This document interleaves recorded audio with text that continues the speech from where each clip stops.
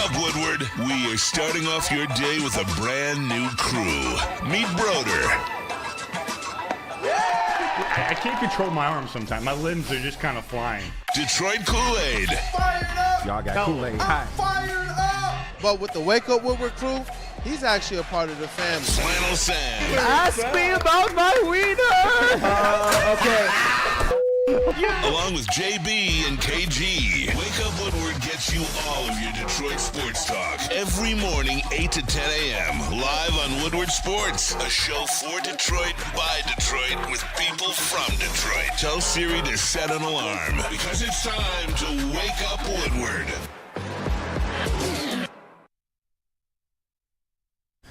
What up, dog? People, it's Wake Up Woodward. You know what? No, it's a very special edition of Wake Up Woodward because it's School Day. It's your boy Brandon, a.k.a. Detroit Kool-Aid, your credential Pistons reporter, writer for the network, Feldman Mailbag Red Wings correspondent, all sports knower. I'm hyped up. You know what? I'm fired up, Flannel Sam. Let's rock, man. No, the funny thing is, as much as we are most looking forward to our home opening day, which is next Friday, and it's going to be a big celebration and party, one of the best days in Detroit, and has been for as long as I can remember. But the official Tigers opening day is actually tonight, and they go to the World Champions house and play the Dodgers for a series. So, I mean, who doesn't want...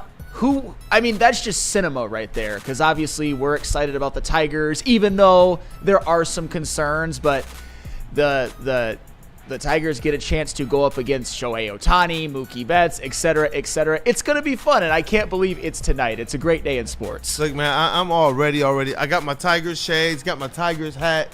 I got my Woodward Sports koozie, you know, because it is opening day for the Detroit Tigers, but we already know. Next week for home opener, guys, get your tickets if you haven't already. We're going to make sure we give away another pair of passes today. So, hey, you want to tell people what we're going to be talking about? Well, we got a lot of Tiger talk, but we're also going to TLB quite a bit. But when it comes to TLB, it's going to be more draft-centric because ESPN, they put out a mock draft scenario in which it had the Lions trading up. And they actually gave a couple of potential names that they could be trading up for. And I think those are two very interesting players. And I'll just say this. I think I have a new draft day crush. Is it feasible? We shall see. But how many picks? Can you at least give us that preview? For this particular player, for this particular scenario, I would give it just as many as James Pierce at 28, if not more. Intrigued. I'll just say that. Hey, you guys should be, because I also got myself a little bit of a highlight tape. I know how much you guys love those, and you should, because this particular player's film is disgusting, but in the good way. And also, if we have some time, a lot of teams did Detroit teams favors last night. Oh, man.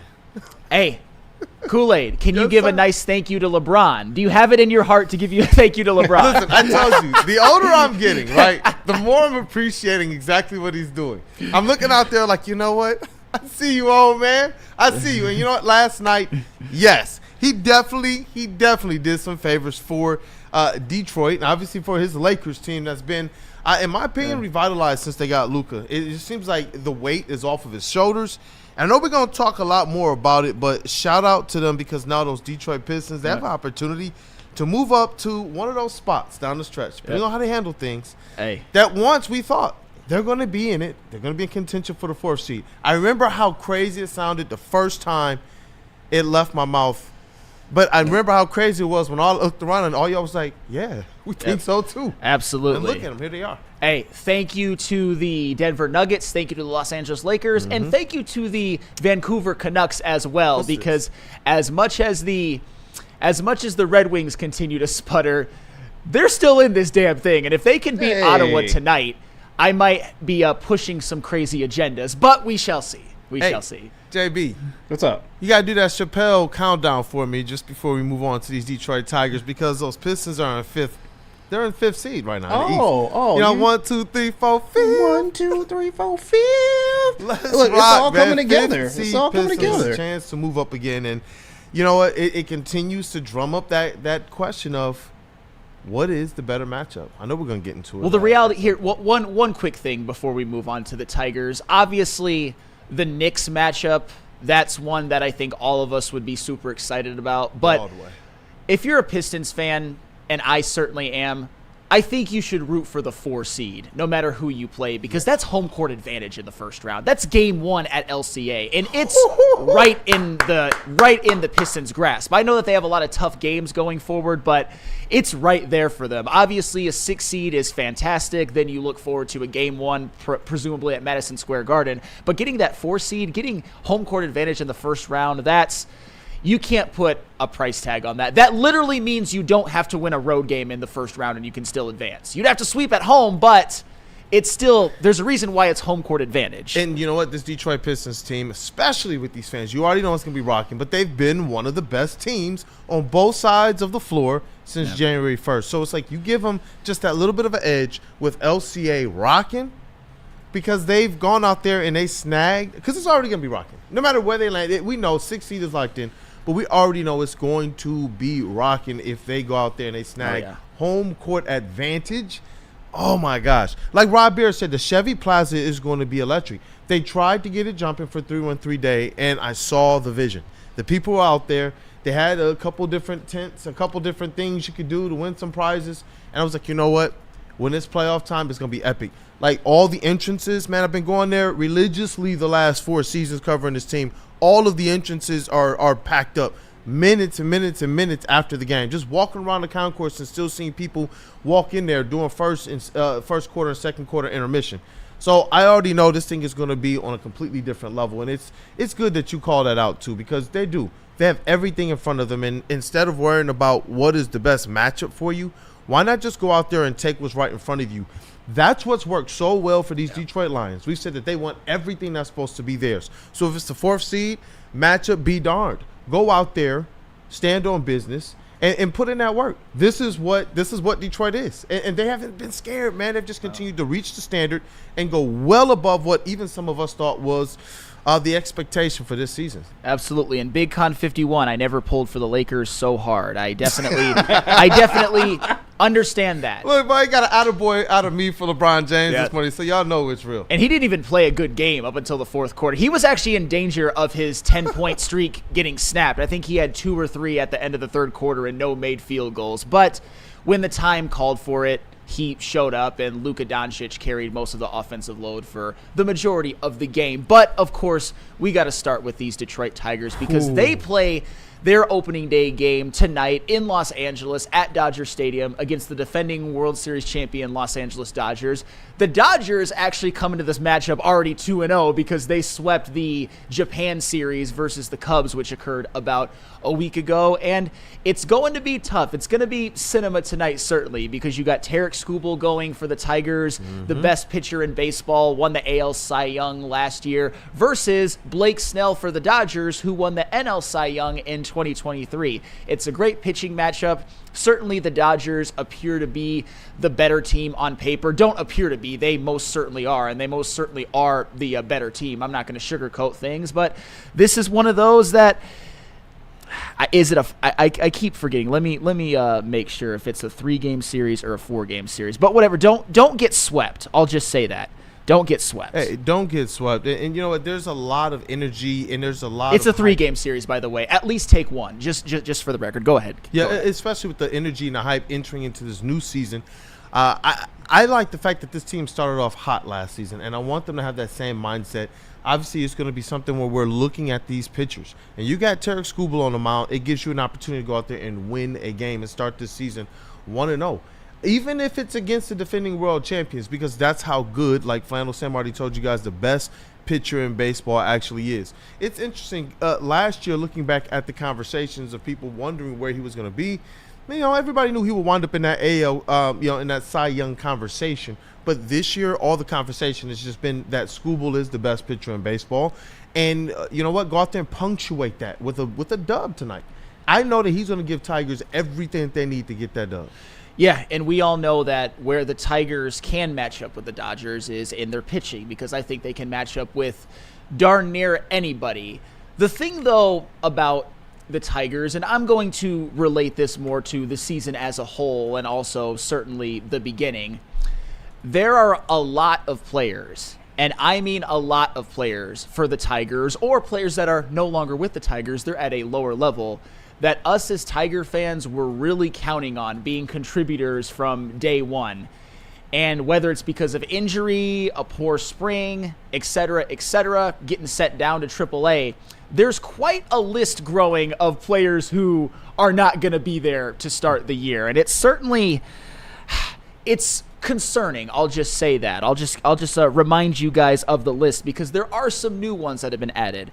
Parker Meadows. We all know Parker Meadows' 60-day injured list. I think you could argue he was the best player on the team during the magical run. Even if you don't agree, it's certainly arguable. Wensiel Perez, 729 OPS through July 23rd. He did a lot of his damage when Kerry Carpenter was out and Spencer Torkelson and Meadows were in the minors. Was a really valuable contributor to this team. He's not going to be there. Matt Vierling. Let me run this down again. He was second on the team in runs, third in hits, first in doubles, third in home runs, tied for third in RBIs, fourth in OPS, and second in positional WAR. But we all knew about those. There are some names that have been added to the list of guys who will not be on the active roster for opening day and presumably beyond. Jason Foley is going to be starting the season in the minors. He did not have a good spring at all. In fact, he had a terrible spring.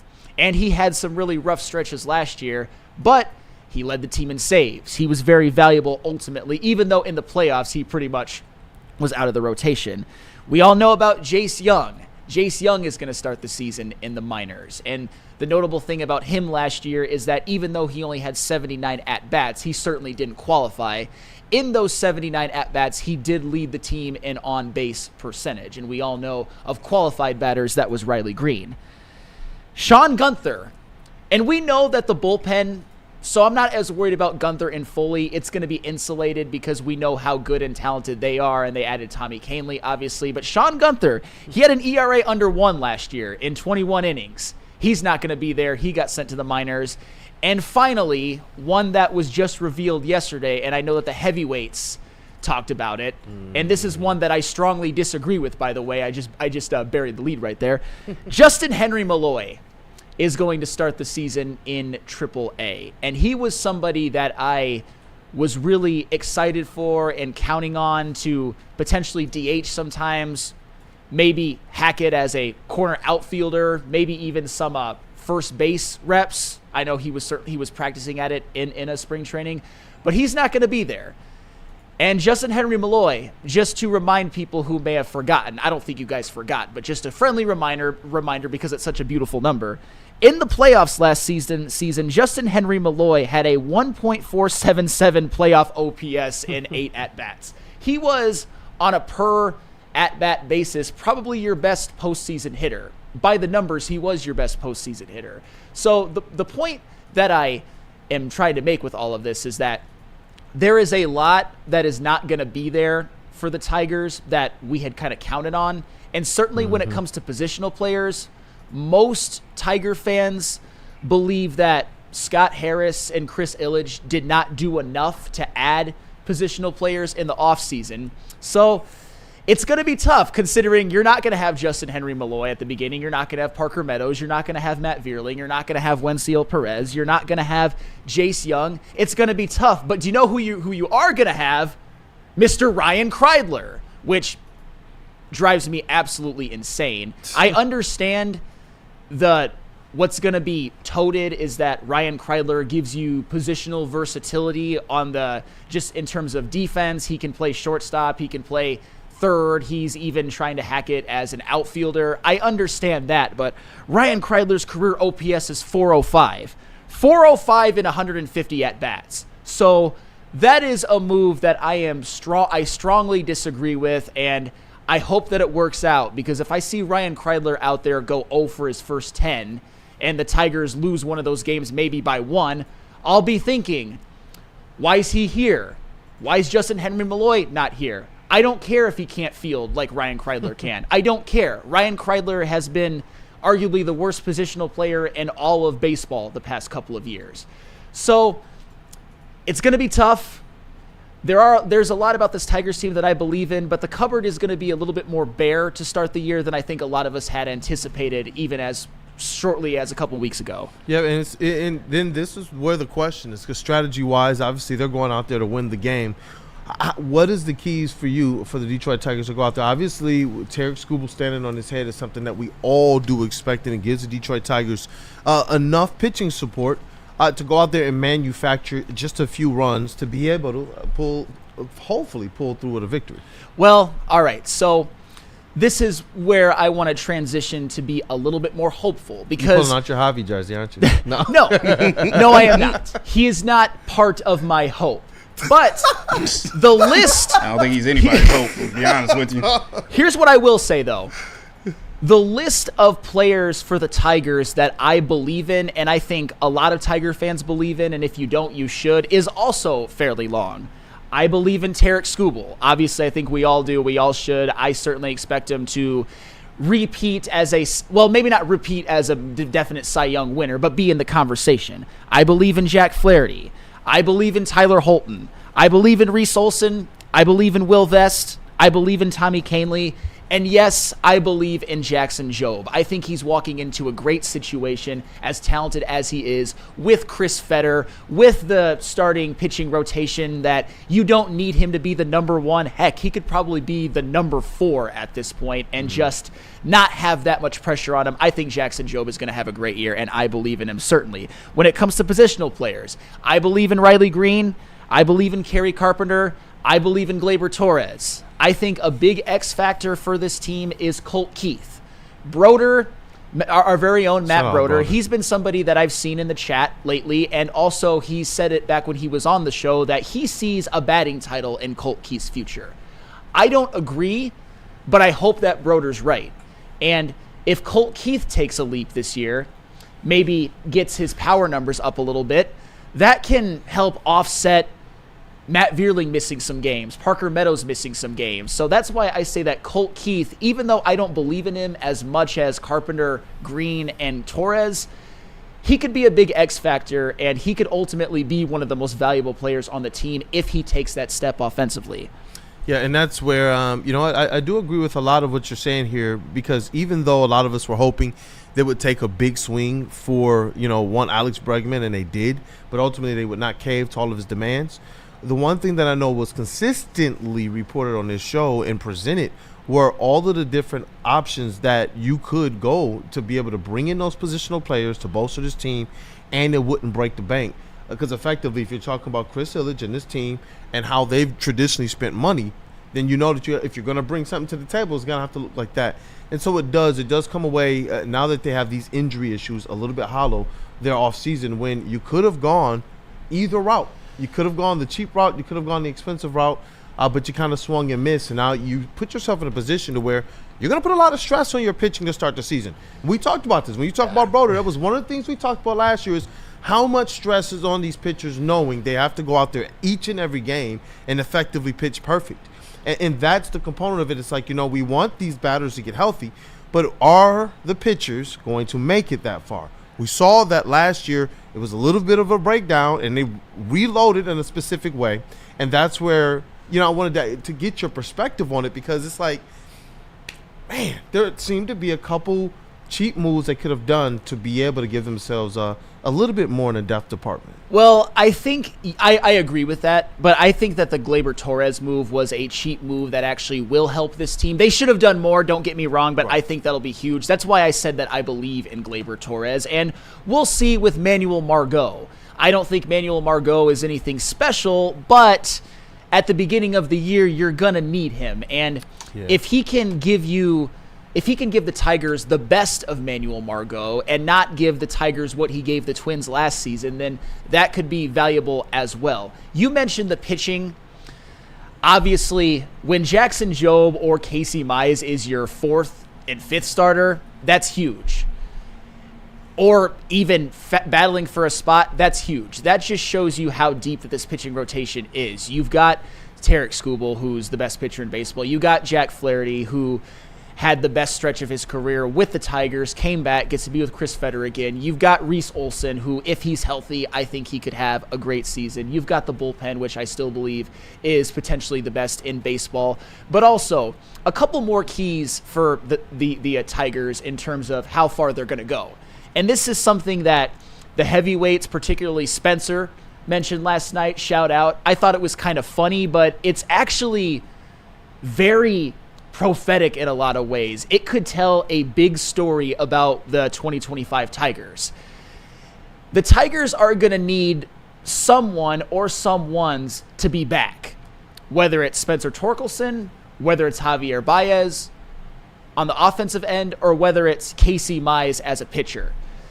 One of those three, I think, is going to need to be either back or be an approximation of their best selves with the Tigers. I'll even start with Javi Baez. I know that Javi Baez, I'm not saying that he's going to be all that or anything, but it would behoove the Tigers for Javi Baez to at least not be the worst everyday player in baseball. What's that smell?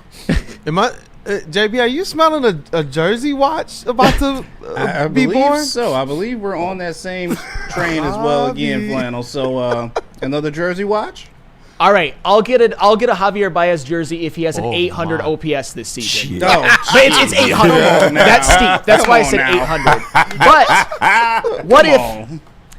All right, you know what? I'll bring KG on this because Javier Baez is going to be here. Spencer Torkelson is going to be here whether we like it or not. If Javier Baez gives you the production that he gave the Tigers in his 2022 season, and in his 2022 season, it was bad, don't get me wrong, but he had a slash line of a 238 average, a 278 on base, a 671 OPS, 17 home runs, 67 RBIs, and a .3 positive defensive WAR. Spencer Torkelson, I'm not calling for 30 home runs, but in 2023, he had a slash line of a 233 average, a 313 on base, and a 758 OPS.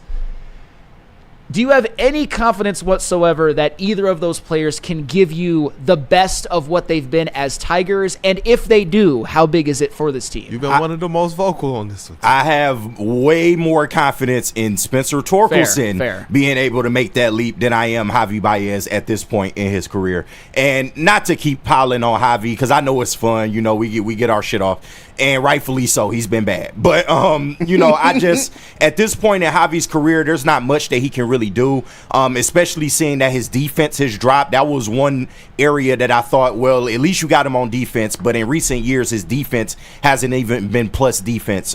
So at this point, I'm not expecting a lot from Javi Baez. If he were to give us something, of course, that's an added bonus.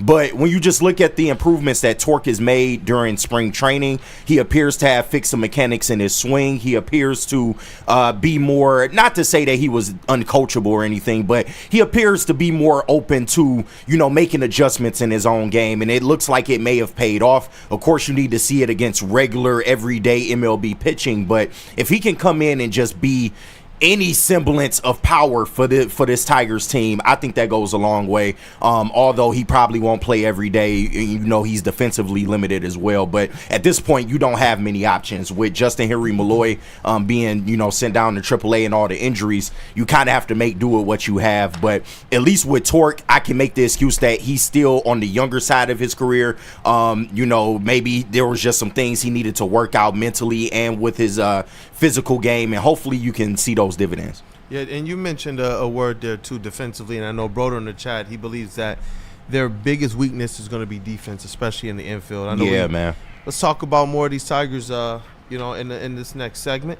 we do got a super chat we got to shout out before we move on real quick. Like I said, get in those super chats when you can. We'll read them on air. Dante151-499. He says, last night I watched the Clippers versus Knicks game, and man, the Clippers could be a tough matchup for some of the other playoff teams in the Western Conference. Absolutely. A healthy Kawhi, 100% they could be. And them being probably a play-in team, I mean, don't get me wrong. I don't think that they could beat the Thunder in a series, but they could give them some grief. And if you want to keep thanking other teams, the Knicks lost too.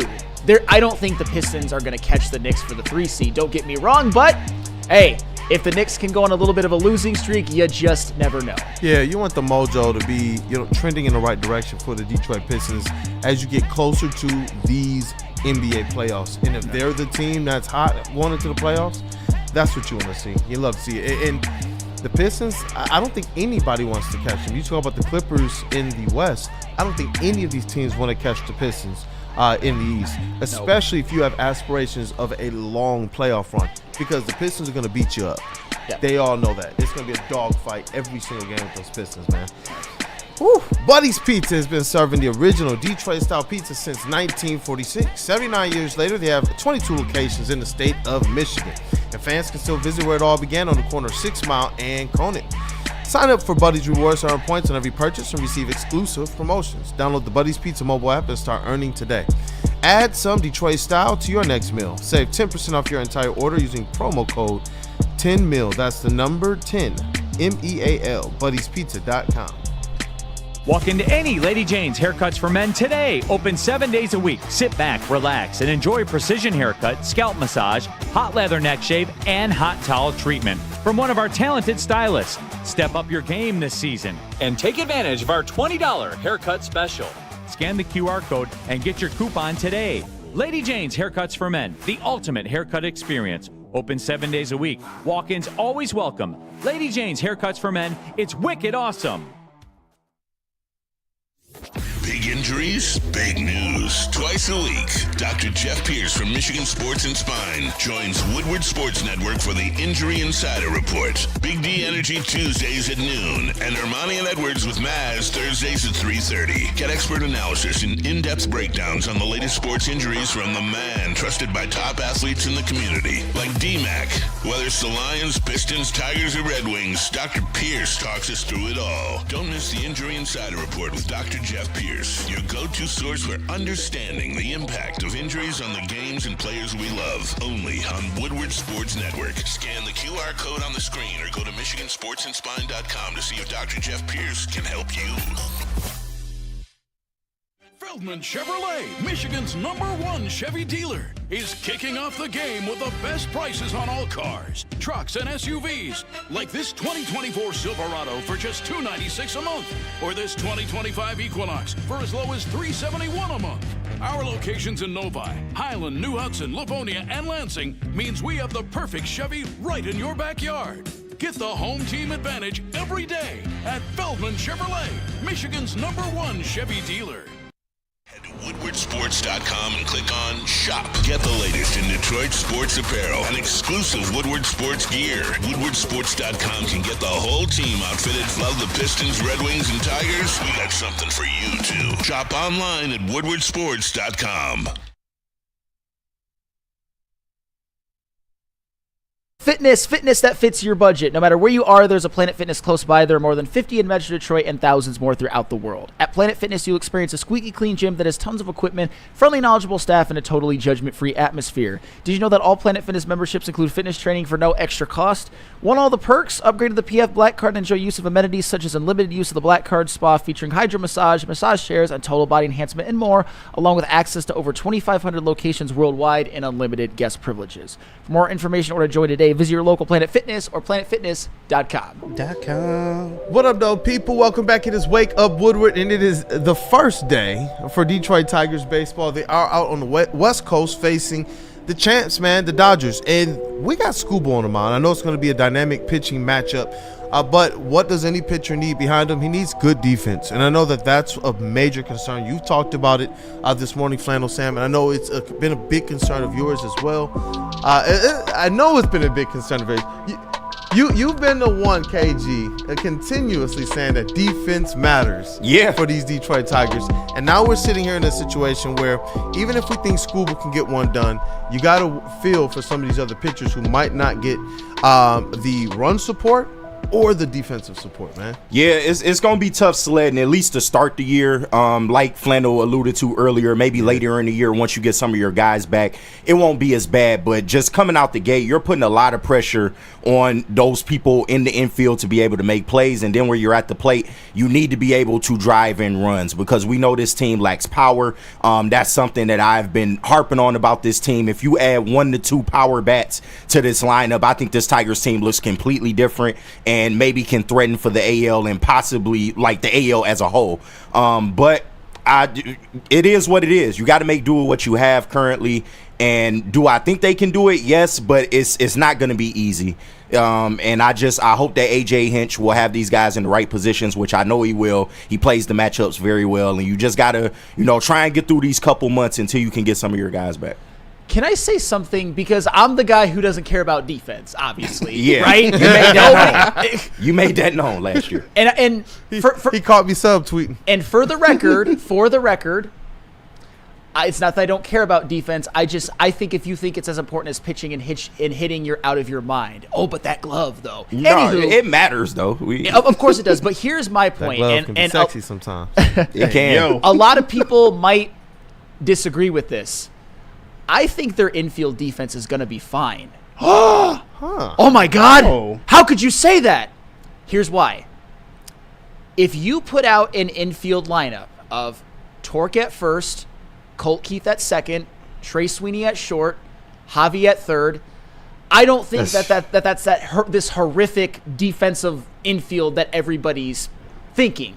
The thing that I think is going to hurt their defense is Parker Meadows' injury, because Parker Meadows obviously can go get it in center field, and he's not going to be there. And obviously, you're going to be counting on guys like Manuel Margot and Riley Green, who is a good defensive left fielder, by the way, and Kerry Carpenter, who's really not much of a defender out there. I mean, they didn't even have Henry Malloy on the team to begin because of there's really nowhere to put him. But I think this infield is going to be just fine. I think Trey Sweeney's a much better shortstop defensively than people give him credit for. I think Javi will work at third base defensively. I think Colt Keith being at second base is the least valuable defensive position, I think, probably at least in the infield for sure. I think that if Colt Keith is a negative defender at second, it's not the worst thing in the world. And Spencer Torkelson, he's not a great defender at first base, but he's not, at least last year, he wasn't harmful. He was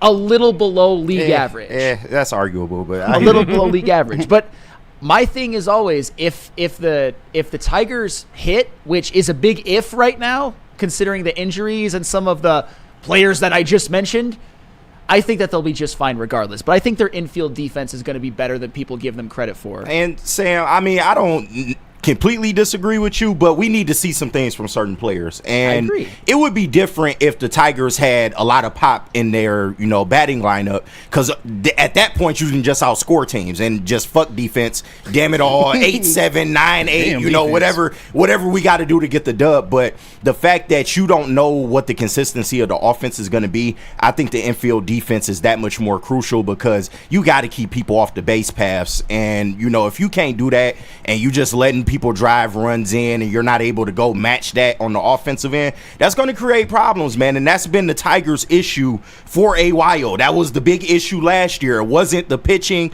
We all know the pitching is going to be borderline great on this team. It's just about, can you go out there and match runs with some of these other high-power offenses in the league? And for the record, somebody in the chat actually corrected me on one thing. I did forget Gleyber Torres, but he's another one. People act like he's the worst defender ever. No, he was okay. He wasn't great last year in terms of defense, but he's been positive at some points, and he's going to be at second base. But would you agree you just need to see more from the people that are in the infield this year? That's sure. I mean, of course, like Trey Sweeney. What are we talking about? Javi Baez playing a new position? Obviously. I get what it looks like. On paper, it don't look that bad, but we do have to see some elevated performances. It's amazing how quickly things have changed, because I know towards the end of last season, even some of the supporters of Torque, people were in lockstep that this is probably the last of Torque and this is probably the last of Javi. And I know that you said, you know what? We're going to leave open that window of opportunity for Torque, but he's going to have to do something with it. And now we see these guys in important positions, or at least trajectory-wise, for the Detroit Tigers this year. It's interesting because it just based on the way that things have come about for the Tigers, it just feels like this organization puts a lot of faith, a lot of trust, and a lot of belief in a person we haven't really mentioned a lot this morning, and that is A.J. Hinch. This is going to be on him realistically to, like he did last year, in some of the most spectacular ways as a manager. They call him probably one of the game's best strategists to find a way to get over the hump. It's just how much better would it be if you guys gave him just a little bit more? Because even when I hear you all talk, it's not as if it's like we're asking to give him, a 2 or 3, power bats that cost a ton. You're saying just a few that can help to cover up some of the defensive deficiencies while you're waiting for some of these guys in the minors to come up to the majors over the next year or two. And that I completely get. And so it's like we saw, I don't know if we want to call it frustration, but we saw A.J. Hinch speak a little bit more openly, especially before the trade deadline, about some of these moves or at least the hope of getting certain aspects of players or roster construction done. So it's going to be interesting to see what this team does. I'm glad that Flannel, he even corrected me in terms of they did do X, Y, and Z. I know sometimes it's easy to forget some of those incremental moves when you do strike out on a Bregman, but A.J. Hinch, he's got a tall task, but he is a manager cut out for it. Well, I mean, you've got certain situations where you still got Andy Ibanez, you still got Kerry Carpenter. Those are still very platoonable players. I don't think that's a word, but you guys know what I mean. I would like to see Kerry Carpenter get some more run against lefties, but that is to be seen. And also, the big wild card with this team and with this defense and all of that, I know there's been talk about Colt Keith getting some run at first base as well, but I think that was before the resurgent spring from Spencer Twill. The big wild card in all of this is the DH position, because Justin Henry Malloy, I personally think that he was going to get more run than anybody as the designated hitter, but now it could be Colt Keith some days, it could be Torque some days, it could be Gleyber Torres some days, Kerry Carpenter some days. It's just, it's very interesting because the way that I laid out what the infield defense could be, that's probably not going to be how it's going to be for the majority of the season, because I conveniently did leave out Gleyber Torres as well. But there's a lot of interesting wrinkles that can be made with this team, and that's A.J. Hinch.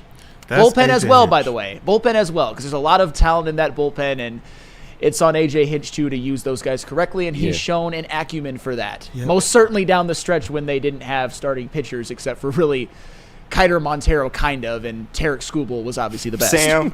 Sam, can you just promise me that, if it gets bad this year, that we won't make the same mistakes that we made last year? Can you promise me that? No, that's fine. But here's what I also don't want. Oh my God. Because I know this is going to happen from some people, and certainly from Mr. Neil Rule. Every win is because of A.J. Hinch. Every loss is because the team is full of bums. I don't want to hear that either, because I know there's gonna be people, even if Tarek Skubal pitches a shutout and Riley Green hits a bomb and Kerry Carpenter hits one and they just win a game like 8-1 or something like that, and people are gonna be like, "Oh, that was A.J. Hinch." No, how true is it though? What percentage would you put on there? It goes game to game. It goes game to game. There are moments. I gave A.J. Hinch a ton of credit last year. A ton of credit last year for the certain matchups he was able to, put Andy Ibanez in advantageous positions, put Kerry Carpenter in advantageous positions, to use the bullpen correctly and have guys like Ty Madden and Hannafy and Herter as pseudo openers and go long innings, and Brisky, Holton, etc., etc. But it also helps a guy like A.J. Hinch when Kerry Carpenter is damn near an 1,000 OPS against right-handed hitter.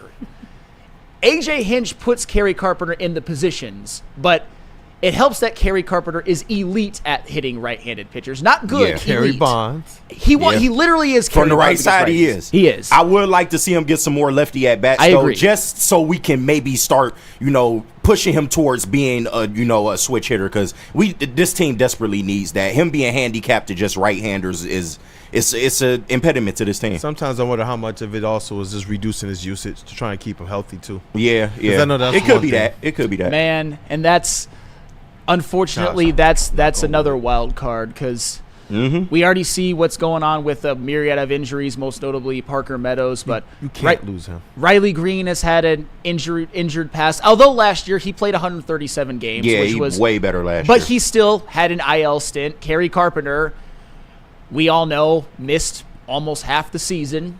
And there was a back issue, which that's always scary. I was actually surprised he came back as well as he did, but shout out to him for doing so.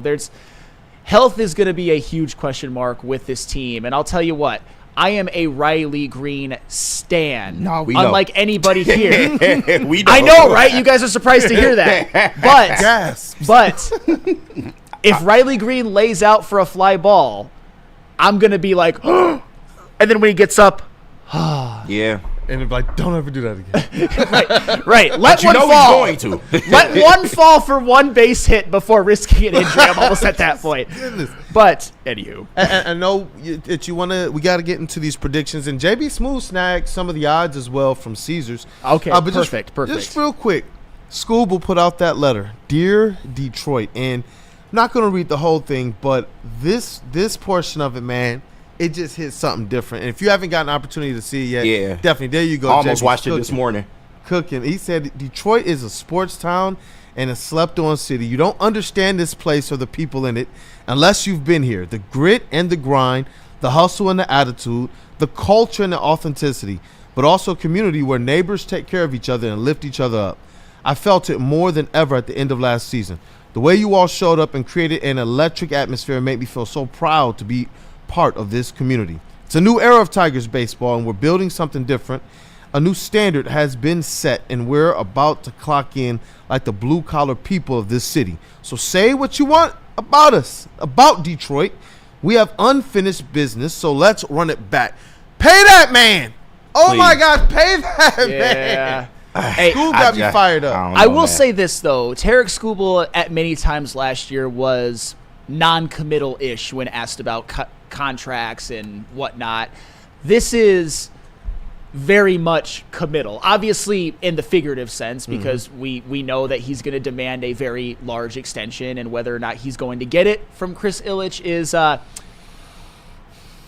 my faith is not high, but it's good to see Tarek Skubal showing this kind of love. Yeah, it is. It is definitely. And you want to hit the predictions now, or do you want to take another quick break? Let's hit the predictions now. Let's hit the predictions. And I will start, and All I'll try to right. make this as brief as possible. Yes, sir. I've got the Tigers winning 88 games, going 88-74, and getting into the playoffs as a wild card. I think they're really going to have to tread water in the first couple of months of the season with the injuries.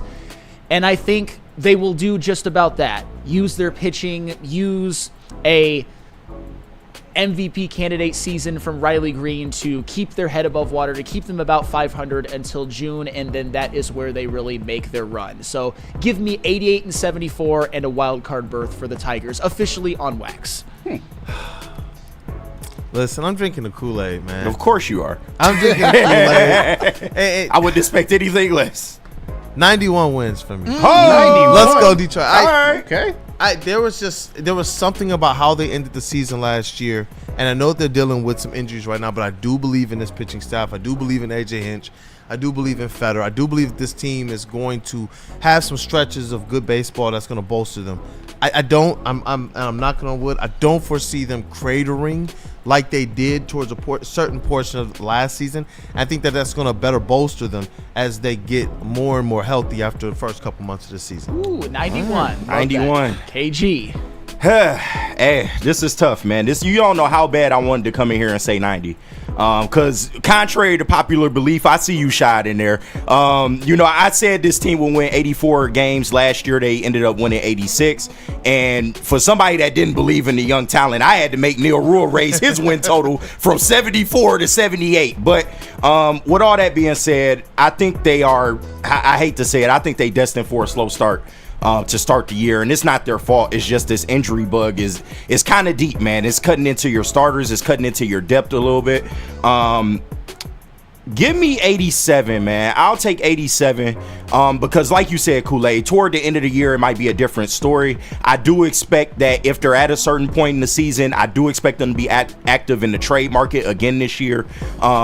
You know, because, I mean, what other choice do you have? You have some significant holes that are still glaring on this team. So I would hope that they would be in the trade market, especially if this team is teetering around 500, maybe above, maybe slightly below.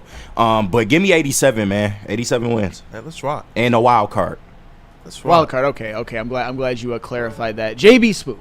Damn, KG, you took my number, man. I'm sorry, you took dog. my number, but yeah, I'm rocking with the 87 as well too, and the wild card. They have it on Caesar Sportsbook right now. Go place a bet on the over season total wins. They got it at 84.5 right now, so please go over there, smash that bet. Over 84.5 wins, but I'm going with 87. That's a pretty fair number, though, I think, considering the injuries. But Yeah. but I think we all have the over. Chase, what's your prediction for the Tigers' win total, and do they make the playoffs or not? Over, but I'm not feeling super confident because I think it's going to be right around that 85, maybe 86. I think they got a pretty solid line there. Yeah, I mean, I'll say I do think they make the playoffs. Okay. Just based on their pitching. The offense is the only thing that, you know, and the offense and the defense, honestly, I don't know. I want to stay hopeful for this team, so I'm going to say yeah and just not think about it too much more and just say, yeah, we're going to make the playoffs. That's fair, but, you know, it's going to be staring right at you right in the face tonight when they play. Yeah. But we'll see. We'll see. Don't But be a roller don't make Strap in. Ignorance is bliss. We're making Yes. the playoffs. Do not make crazy judgments, though, off of this Dodgers series because the Dodgers are a wagon. best They're team in baseball. Probably the favorites to repeat. I see Skydog 67 and 95 had until that they with prove me Tito. wrong. Well, Skydog, you predicted 65 last year, and they Jeez. overshot that, damn. and you didn't repent because you never do. I'll tell you what. If the Tigers make the playoffs, I want to see that apology, bro. And if you don't give it, you are a coward.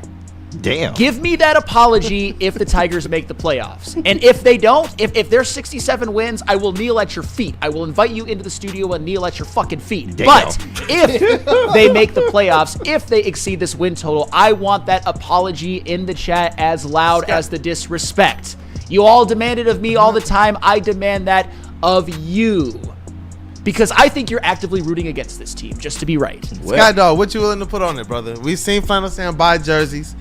We've seen Flannel Sam wear Spartan green. I know, yuck.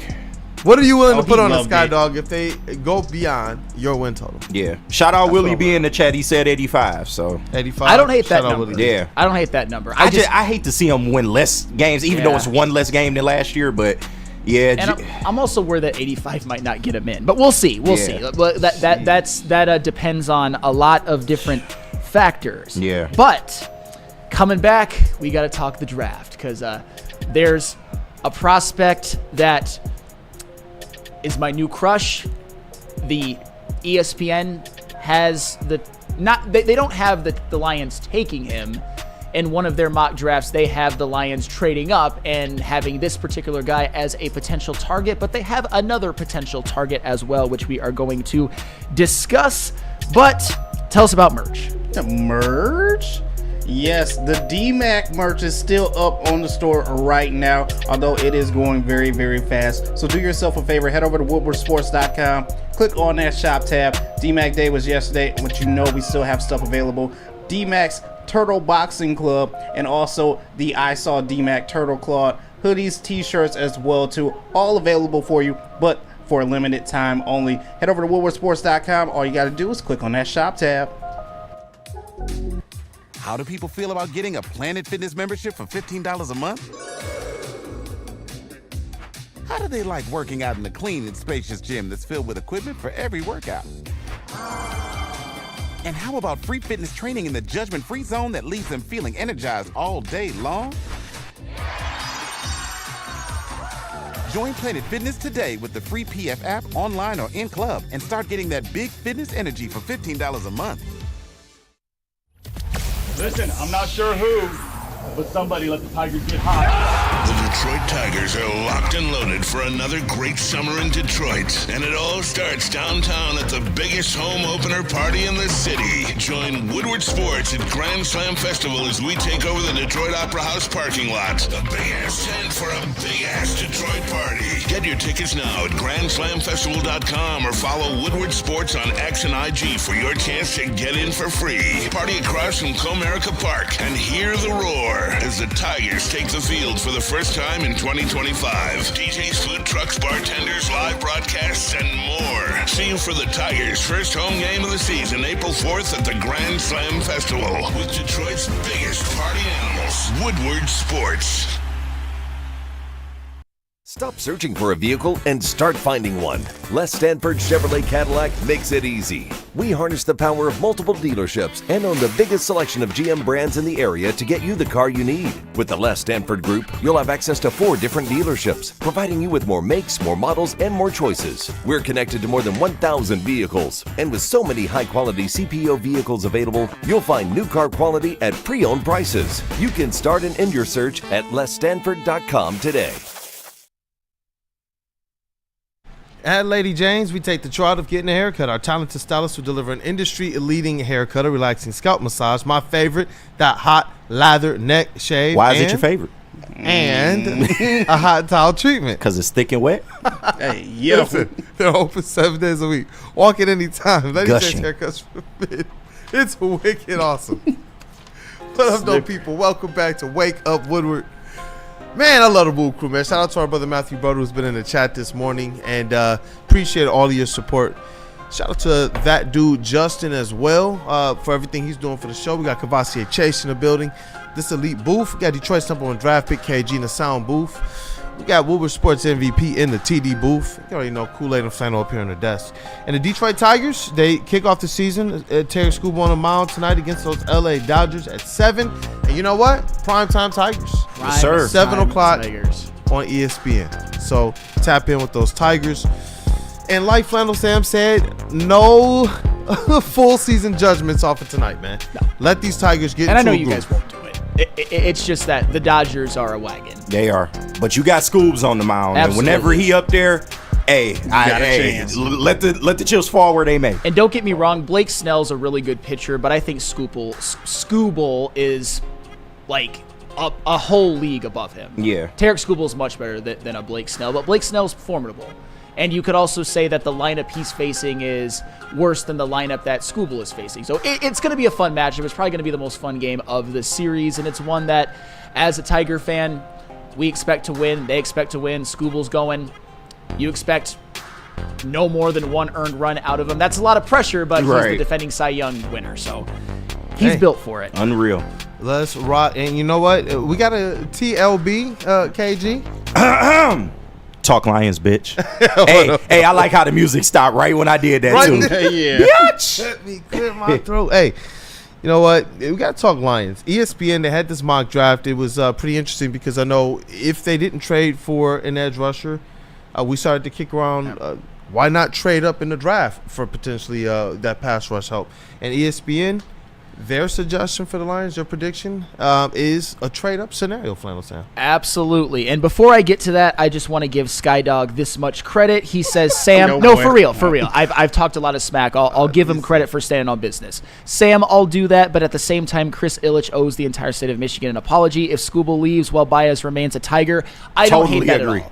I don't hate that at all. Totally agree. I will give you that. So when you say something that I like, when you stand on business, I'll give you credit as well. So shout out to you, Skydog. It looks like we have a little bit of a bet, but we'll see. Anywho, the Detroit Lions. ESPN put out a mock draft, or just like a draft article, in which it has the Lions trading up from the 28th overall pick. And I know we have that right up, JB. I will go ahead and read that. It's fun to imagine the Lions trading up to make an all-in move for top-ranked edge rusher Abdul Carter. You know I would love that, but that's probably not realistic. Yeah. You have to move up a long way. Which is why we're not even going to give that any mind, except for that fact that I just read it. Could they jump from number 28 into the teens for Mike Green or Shemar Stewart, though? Mike Green from Marshall and Shemar Stewart from Texas A&M, though. This might be the time for Detroit to take a bigger swing on that second edge rusher next, especially with Hutchinson now eligible for what will surely be a significant contract extension. That is certainly some interesting interesting musings that have been talked about, and that's why, because it was mentioned on ESPN, I'm going to leave this segment and the next segment specific to those players that they had just mentioned. And I am going to start with Mike Green, because they put Mike Green first. Mike Green is now my biggest crush in terms of the draft. Okay. I'll just say this on top of everything else, and you're going to get a chance to see it in a little bit. Mike Green's tape is the most impressive I've seen from an edge rusher this season, and even from some of his highlights last season, besides for Abdul Carter. Okay. It just dumps. All right. It just jumps off of the screen.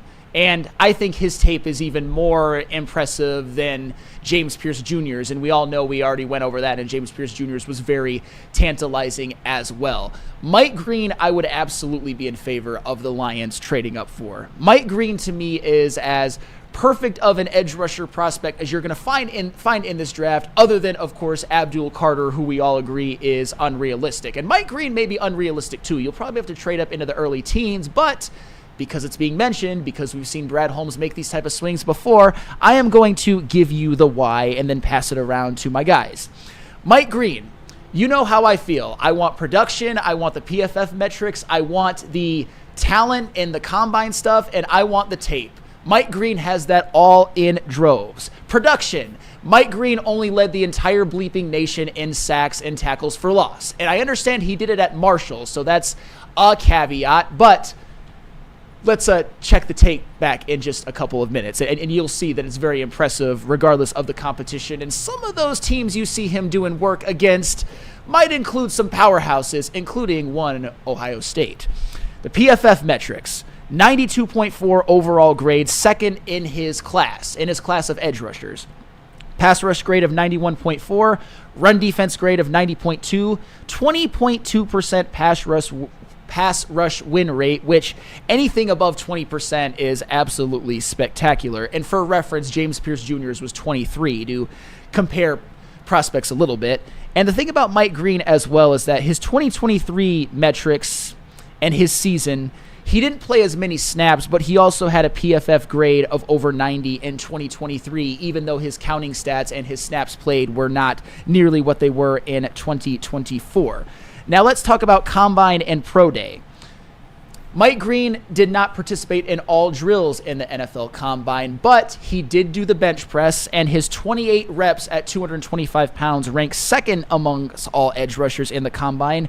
His 6.85 3-cone drill, which he did at his pro day, not at the Combine, would have ranked him first amongst edge rushers. And his 4.25 second time in the shuttle, which he did at his pro day, not at the Combine, would have ranked him second amongst edge rushers. In the 3-cone and the shuttle, that really speaks to his agility. And you're going to see that because it pops off when you look at Mike Green film. And JB, if you want to go ahead and run that shit, you will see the team that he did his first bit of damage against. This is Ohio State. Look at that spin move. That's nasty. Ridiculous. Gets Will Howard on the ground. Look at the bend. Look at that bend and that speed to bury the quarterback, force a fumble. This one right here. Spins to the outside after faking to the inside, buries the QB. Beats tackle to the inside. Guard tries to help. Mike Green buries him. Mike Green right here. Look at that bend. Yeah. It's that bend to the outside. That's the type of refinement in his pass rushing moves that you didn't see from even a James Pierce Jr. He's got the bend, and then right there, takes on the block, blows up that run play. Absolutely textbook how he does that. Takes on a block again after stunning the inside to bury a running back so he can stop the run as well. Diagnoses the run, swims past the tackle, buries him for a loss. The bend again for a pressure on Will Howard.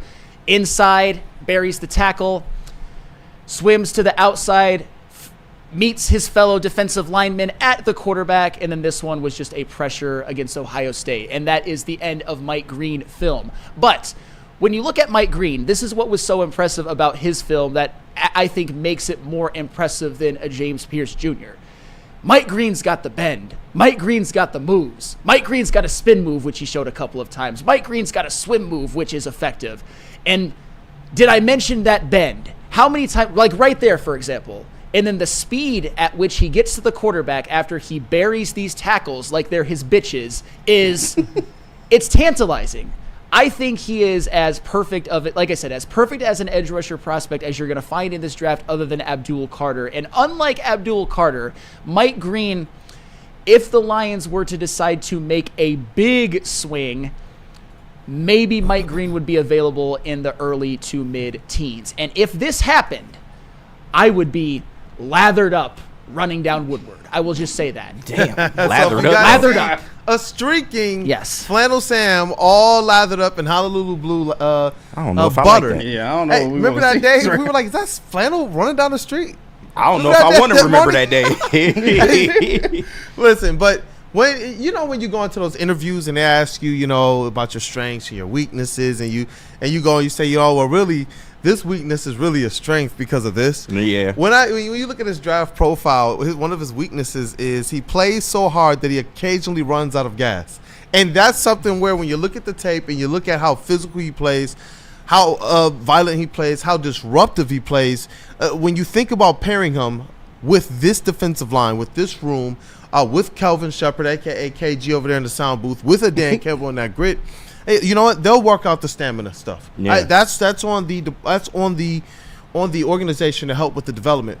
But if all the skill sets and all the tools are there, it just brings my mind right back to the Ron Holland discussion, because that this guy is going to go out there and work. And so this is one of those things where it's like, oh, that motor's on all the time to the point that he will exhaust himself. Definitely sign me up, especially when you see this guy being able to not just diagnose the plays, as Flannel Sam pointed out so well, but being able to take on blocks and still have the burst in the stamina to get around the first initial set to make a play on the quarterback or make a play on the runner as well. So these types of players, I'm all for, and I think that when you pair them up with what we already have, you're putting them in even better position to have success year one. And that's what you mentioned something that I think is really crucial, because taking on blocks and still making the play, or taking on blocks and having that be what ends up blowing up the play and somebody else cleans it up, that's really hard to do. Obviously, I didn't play a lot of football in my life, but in high school, I know I'm comparing my high school experience to a Mike Green. I played a little bit of a defensive end on the freshman team. Okay, Sam. A little bit on the freshman team. Sam off the edge. Stop playing. But how many sacks you had?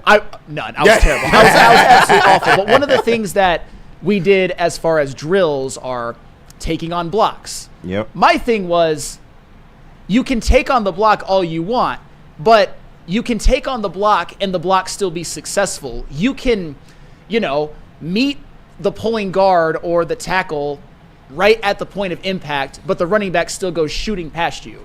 Yeah. You saw Mike Green multiple times take on the block in this highlight tape and just either make the play for a no gain, blow up the play so that the running back gets tackled for a loss. Those are the type of things that we know that this team with this defense, you got to be able to stop the run. You got to be able to make those plays. And I see that there's a couple of things in pushback that I see in the chat that I want to address. And I'm not mad at you, by the way. One of them is the whole Marshall angle.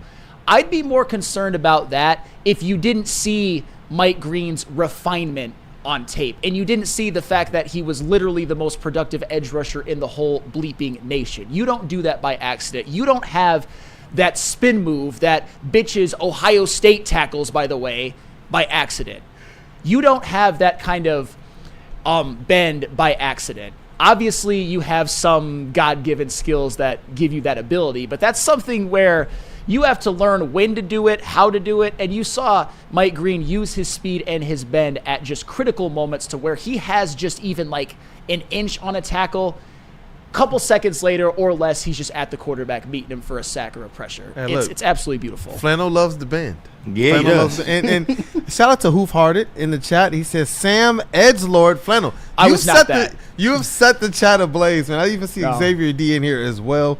Two birds, both stones. Small edge energy. No, I was a terrible high school football player, and I only played through JV. So obviously, I maybe shouldn't have mentioned that in any way, shape, or form in terms of Mike Green highlights. I was just using it as a point to taking on blocks is very, very hard. And you can do that in a way that's technically correct, but it's still not effective. And you saw Mike Green do it multiple times, and it worked. And those are things. And when people bring up the Marshall thing, it's like, being on the aspect of like the certain high schools and D2 circuits, you get a feel for just players and their technique. And what scouts are looking for, especially even right now, being able to talk to like Fred Cofield and some of the people that you guys have rubbed shoulders with at these games, you start to understand that these guys are looking for multiple things that go beyond what a lot of people on the surface are, and it is technique and it is work ethic. And that's two of the things that you hear about Green. And so to me, as long as he's at least showing that from a physicality standpoint, he's owning all of his matchups, and that technique-wise, he's putting on film more of these types of highlights than other players are. Like, when our guys do this, and I'm not talking about like our Hutches, it's generally like at best an arm tackle, or a running back is kind of sometimes running straight through their arms when they're getting that pressure. This is where, when I'm looking at a player like Mike Green, is where I'm like, you know what? Not only is he able to engage and disengage, but he's making full body hits, full body tackles, and just blowing things up in the backfield. You showed a couple plays where he was forcing some fumbles as well. Yeah. And so when you're not expecting him to be your number one, when you're expecting this player to realistically play a complement and play alongside a really nasty interior if healthy, we need a lean back, as well as what you got on the other edge with Hutch. That's why I'm like, why not with some of these players that are showing you they got the technique? And I do believe in what this coaching staff can do as it relates to coaching up some players and getting them ready development-wise. Yeah, and one other thing of pushback that I see is that Mike Green is more of a 3-4 guy. But I would be more concerned about that personally if I didn't see Mike Green have his hand in the dirt multiple times. Right. And he's versatile. Yeah, absolutely. And even taking on guards as a part of his pass rushing moves. He is a defensive end. He is an edge rusher. Just because he played in a 3-4 scheme doesn't mean that he's a hybrid linebacker. Yeah. You would never mistake that with Mike Green. So I think, given his body type and the way that he played, I think that he would fit into whatever scheme. And I do not think that that's a reason for the Lions to not draft him or not trade up for him, me personally. Yeah, no, they had him running stunts and everything. I think he's a very versatile player. I really like this prospect. I still think James Pierce's tape is a little more appealing to me, but my overall concerns with Mike Green is, one, the size, because he's a smaller defensive end, and not to say smaller defensive ends don't work, but he kind of goes away from what Brad and Dan traditionally go for in their defensive ends. They like guys a little more, not to say he's not athletic, but a little more just on the freakish side of athleticism, a little bit bigger. And he does a lot of things well. Don't get me wrong. The only thing I would like to see him work on is maybe, refine his hand movement a little bit, get a little better with using his hands, because the bend is amazing, but you can't rely on that at the NFL level, because we saw that with a James Houston. It can only get you so far. Yes, coming in it might work, but eventually once they get tape on you, they start game planning for it. I don't want that to become something that he relies on. But overall, he's one of the better pass rushing prospects in this draft. His tape is unbelievable. I'm a big eye test tape guy. If it pops on tape, then you got my attention, and he did that in spades.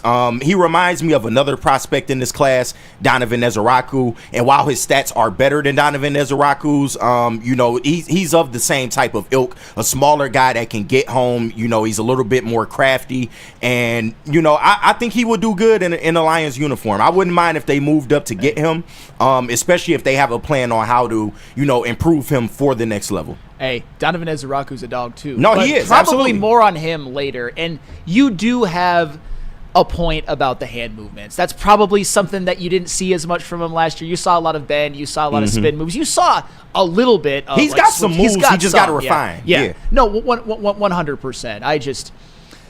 I think that he's, like I said, I don't want to be a broken record, but in terms of realistic edge rusher prospects that the Lions could potentially trade up for, which means that he's not going to be a top 5 pick like Abdul Carter will be, Mike Green's the one. If you're going to trade up, if you're Brad Holmes and you're going to trade up, I would like for it to be for Mike Green. I think that he comes right in. I said the same thing with James Pierce, and I'm going to say with Mike Green. If you put Mike Green on this defensive line opposite Aiden Hutchinson, that's less pressure. He's going to be seeing one-on-ones, especially as Aleem McNeil comes back, and hopefully some of the other defensive interiors like Levi and DJ Reader stay healthy.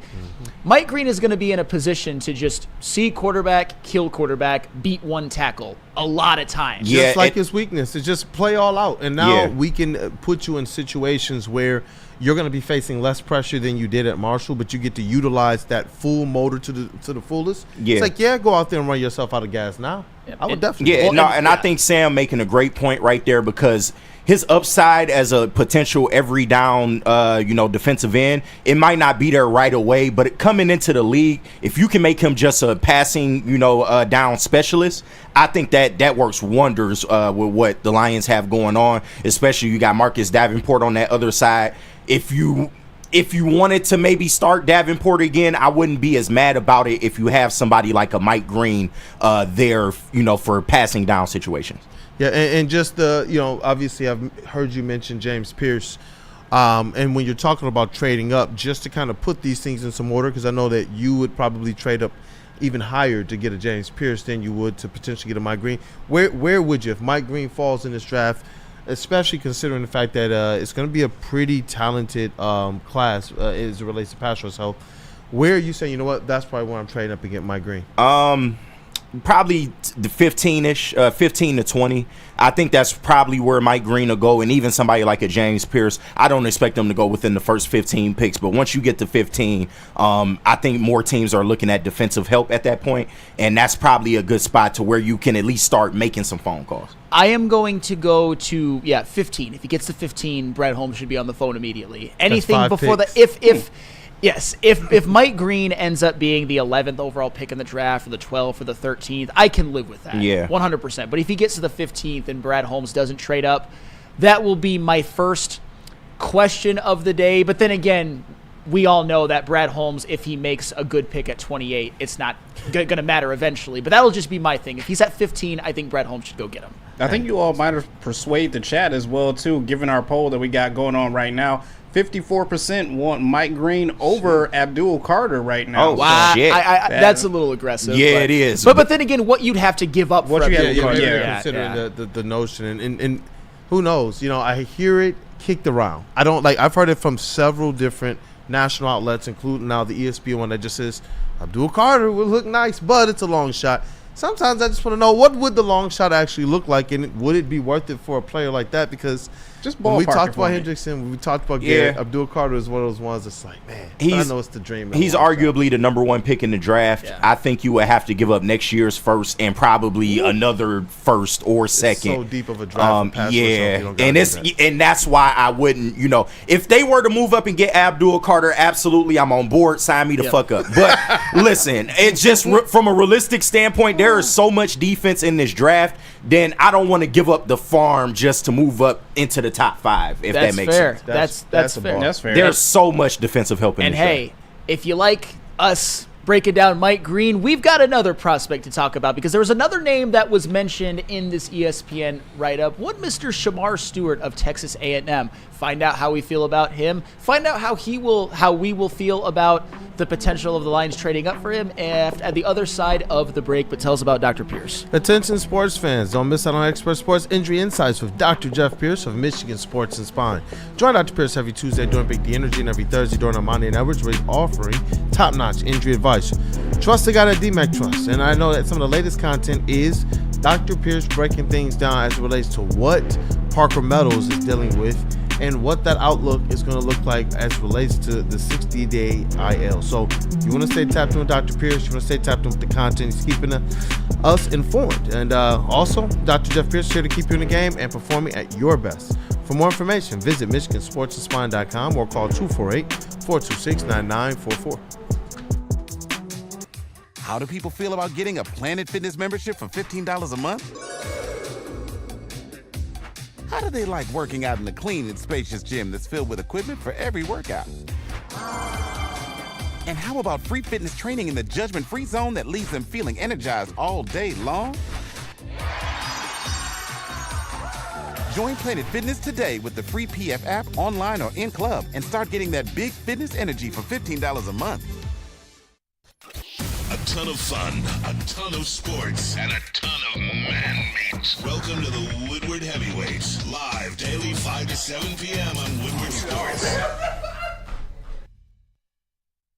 Feldman Chevrolet, Michigan's #1 Chevy dealer, is kicking off the game with the best prices on all cars, trucks, and SUVs, like this 2024 Silverado for just $296 a month, or this 2025 Equinox for as low as $371 a month. Our locations in Novi, Highland, New Hudson, Livonia, and Lansing means we have the perfect Chevy right in your backyard. Get the home team advantage every day at Feldman Chevrolet, Michigan's #1 Chevy dealer. The bats are hot, and the weather's getting hotter. Summertime in the D with Detroit's big hitters, Woodward Sports. Maybe. Hey, dreaming of a new home but feeling the financial pinch? Mark White & Associates, your trusted real estate experts, are here to help. Mark White and his team will pay up to $5,000 of your closing costs. That's right, I said $5,000.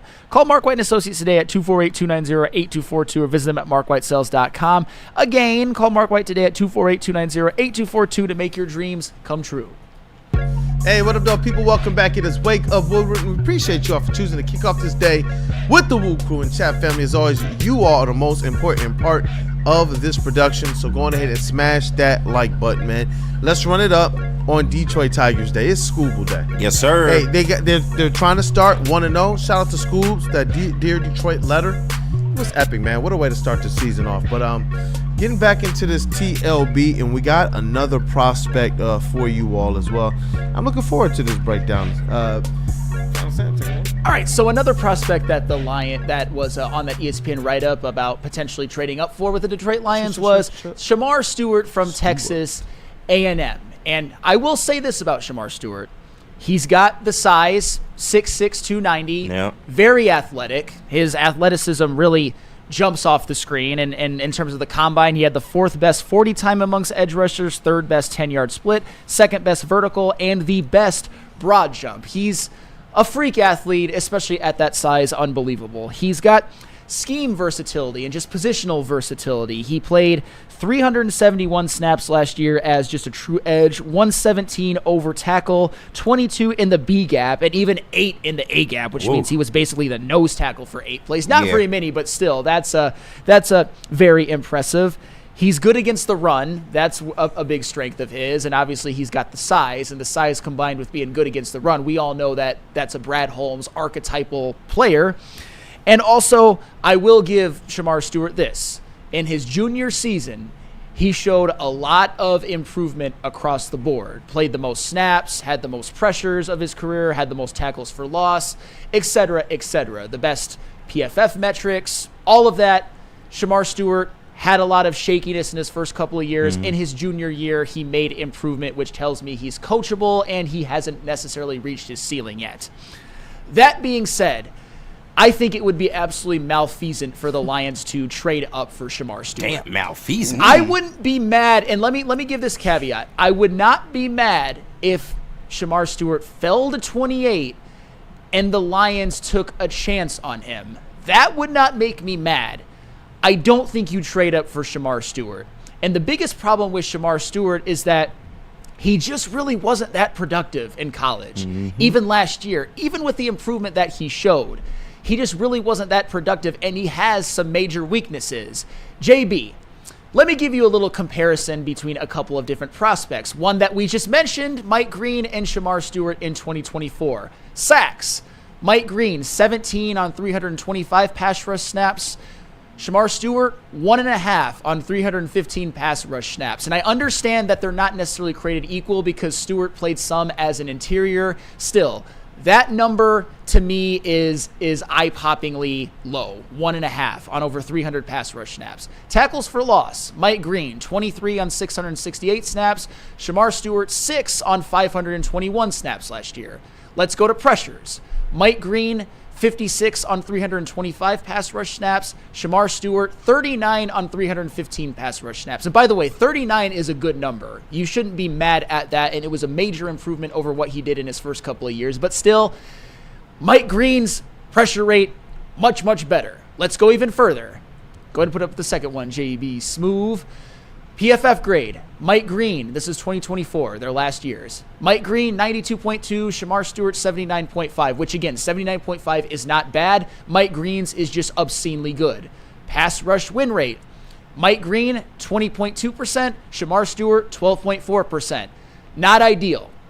And again, some of those were as an interior defensive lineman. Some of them were him lining up over tackle, but still 12.4 is a lot lower than you would like for somebody to trade up for. And missed tackle rate.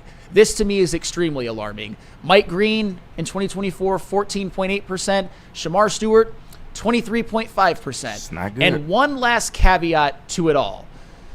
Shemar Stewart played last year with Nick Scorton as his bookend edge. Mike Green played on a team that had no other NFL prospects besides him. So Shemar Stewart's job, in theory, was easier at times. There was a lot of attention paid to Nick Scorton, and still Shemar Stewart just really wasn't that productive. As I said, he's got some room to grow. I think that there is a lot of untapped potential, but I'm not trading up for untapped potential, especially as opposed to a guy like Mike Green, who dominated college, and everything about him, to the numbers, the metrics, the eye test, the tape, is just off the charts. I just don't see enough of that with Shemar Stewart. If he were to fall to 28, I'd be okay with it. The Lions should not trade up for Shemar Stewart. And, and that's real thorough, man. The numbers, they speak how they speak. And I get, all of these players are going to be alongside a defensive line that we believe is going to help them. Yeah. But we want these players to at least everything they're putting on the field, beyond just the combine, beyond just even the potential ceiling that you can see based off of their, maybe even their freakish ability. Because when you look at his film, you're like, especially the highlights of it all, you definitely see the vision.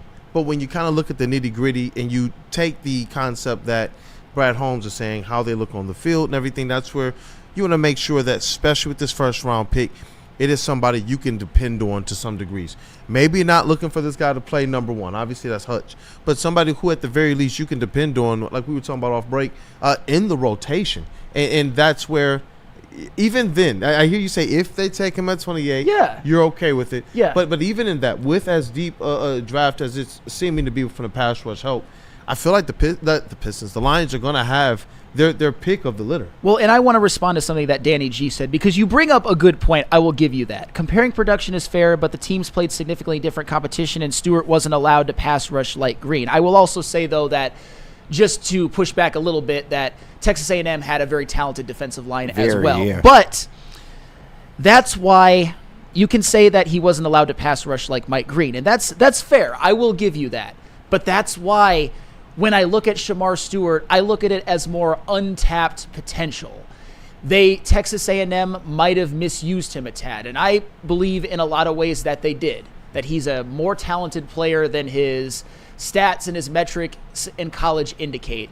That's why at 28, I'm cool with it. Yeah. I'm not trading up for untapped potential, especially when I don't consider Shemar Stewart like a freak of the freaks. He's a damn good athlete for his size, but he's not like a freak of the freaks. And I don't know what he means by, he's not allowed to pass rush like Mike Green, because he's playing next to Nick Scorton. I mean, if anything, he should have more opportunities. I think he's basically saying that Texas A&M used him in a way that Michigan kind of used Rashawn Gary. Okay, we all know that Michigan held back Rashawn Gary a little bit. He was more of like the anchor. Right. And I understand that. I don't know if it's that, though, but I see what he's saying. I see what you mean now, but yeah. And I see Kevin Bell in the chat. He says, I actually would draft Kenneth Grant from Michigan and make that monster line with McNeil. And it just... I'll take Kenneth Grant.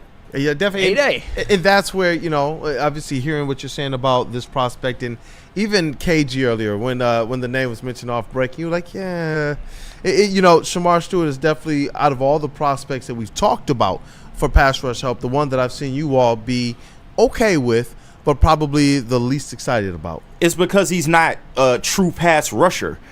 He's great in the run, and this is the tough thing about this, because and shout out to my boy Easy. This is his guy. He goes to bat for Shemar Stewart. He made me feel like I was crazy by saying I don't know, man. Like the tape didn't really jump out to me. And I already told you before, I'm an eye test guy. I like to go off game film. Normally the tape does not lie. And not to say that he's a bad player. He's not a bad player at all. And I won't go as far as to say it'd be malfeasance to trade up for him. But there is a limit to how far I would trade up for a guy like this. he has the prototype and the size and the tools that the Lions seek. They love. They want to go after. They love defensive ends that are in the mold of a Shemar Stewart. But when you just talk about what this team needs right now, stopping the run is not an issue for this team. And I understand he's great in stopping the run. You can use him in a lot of different ways. Sam brought up the A and B gap numbers. He can be somebody that can be a pseudo anchor, on that other side. But I don't know for what the Lions need right now. It's speed off the edge. It's getting home to the quarterback. And that is just something that Shemar Stewart did not really do during his college career. He's a very, very raw product. He would need a little more development, if you ask me, at the next level. And I'm not saying that it can't work, but I'm kind of in your camp, Kool-Aid, and what Sam alluded to earlier. I don't want to trade up for, just potential or somebody that's going to take a little bit more in the development cycle to make an impact. During a Super Bowl window. Exactly. All saying, especially that was the notion with even maybe sometimes outlandish dreams of a Myles Garrett or Trey Hendrickson when those players were, in the trade scuttlebutt. But it's like you want to make sure that whoever you're adding to that mix, beyond them just being a Brad guy, is a person that is going to be able to kind of play from day one. No matter the the development leap we want them to make, you still want them to be able to enter day one and mesh with this defensive line and bring some type of impact. Because even though people say trust in Brad, we also hear a large contingent of people in media, in the chats, across social media, that also say he hasn't done that well with identifying defensive line talent or even necessarily developing them. And so I hold my reserves on some of that because of where they were picking. Right. And I do trust his judgment, especially with a pass rusher in the first or second round. But that's where I do lean more towards the side of you want somebody that's more ready to go than not. And you need somebody that's more multifaceted. Like, I understand they have an emphasis on stopping the run, and I have absolutely no problem with that. Your defensive end needs to be able to do that and set the edge in on running plays. But I also need somebody that can get around the corner and get home on passing downs. And listen, I think I said this on another show. Shout out Don P. I think I said this on his show. Lions fans need to prepare themselves, and I know y'all necessarily don't want to hear this right now, but just based on how this roster is constructed right now, do not be surprised if Brad Holmes looks at somebody like Marcus Davenport and thinks that they can maybe run it back with him as the starter. And if they do that, it depends on what they do in the draft, because I can live with that if you have somebody that's more suited, for passing down situations behind him. That way, if he goes down, they can step in. They, figuratively, they want it and be able to be ready to go. Bro, you remember before Mosley got hurt before last season, there was news of him, potentially playing an increased role with the Lions heading into the season. Right. This is him coming off of another injury. So it's like, I definitely wouldn't be surprised if he runs it back with a Davenport, who we brought here for a reason, saw some type of vision amongst his defensive line. But you do, and we've talked about this, you want to get more and more in those trenches, especially the younger players that you can help to build around when you're talking about that long term and that longevity. And then, knock on wood, you don't want that defensive line to fall apart due to injuries, but this is where whoever you pick, that's why it becomes so much more important. And I agree with a lot of you guys' sentiment. You want a guy that's going to be able to, technique-wise and from just being able to disrupt things, be able to mesh well with this squad. Yeah, and I see, and this is, I'm not going to get triggered, but the fappening that's occurring because Shemar Stewart was against the SEC. Oh, shit. The SEC. I mean, look, bro, they won a national championship the last 2 years. It was the Big Ten, actually. No, but for real, what if I told you that Shemar Stewart's only full sack of the season came against Bowling Green? What if I told you that his other half sack came against mid-ass Florida? What if I also told you that Texas A&M played McNeese? They played New Mexico State. They played shitty, poopy Mississippi State. They played mid-ass Arkansas. They played mid-ass LSU. They didn't play Alabama. They didn't play Georgia. What if I told you all of that? Yeah. And I understand you guys are going to say that, look at Mike Green's schedule, and that's fair. Mike Green did do a lot of damage against Ohio State, by the way, and against Virginia Tech, who was a bowl team. I'm not trying to say that Virginia Tech was even as good as Arkansas. I'm just saying that it's not just that the numbers and the metrics are far apart. They are the Pacific Ocean apart. We're talking about Mike Green, who is the most productive edge in all of college football, versus Shemar Stewart, a guy whose production was disappointing. And he had a star next to him. A star next to him. And for what you say about how he was more of like an anchor and the competition and the size is a little bit more of what the Lions usually go for, and that Shemar Stewart has a lot of untapped potential, I understand that. I'm about, and don't get me wrong, I respect what they've been, and I respect what their history is, and what there's a lot of great teams in there still, and they might get another national championship this year, but the SEC absolutists make me want to blow my brains out. That's all I'm saying. The SEC absolutists are just, it blows my mind right now. I'm obviously not going to do that. But it doesn't just mean all of a sudden that, oh, he's the SEC. Obviously, if he would have played at Marshall, he would have got 35 sacks. Yeah. Not how it works. Totally agree with that. How it works. Hey, you know what? Just looking at this just from a pass rush perspective, and you talk about the eye test, KG and Flannel.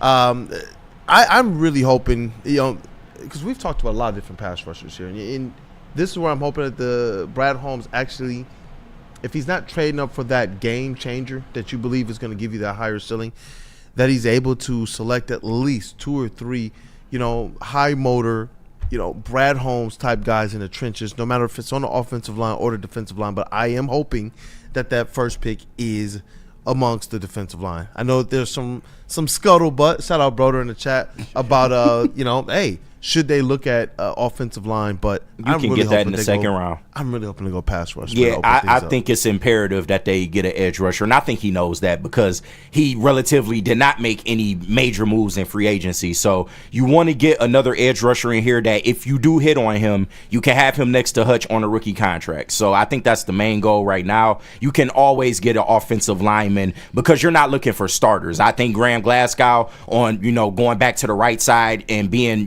next to Frank Ragnow and Penei Sewell, he'll do fine over there for another year. You don't really need starters right now in terms of offensive line, so I think they can get that later. Hey, you know what, Final Sam?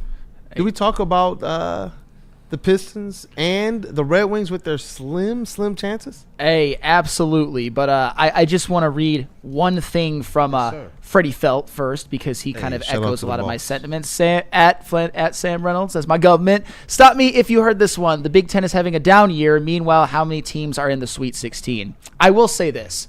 I understand that the SEC and college basketball was really good this year.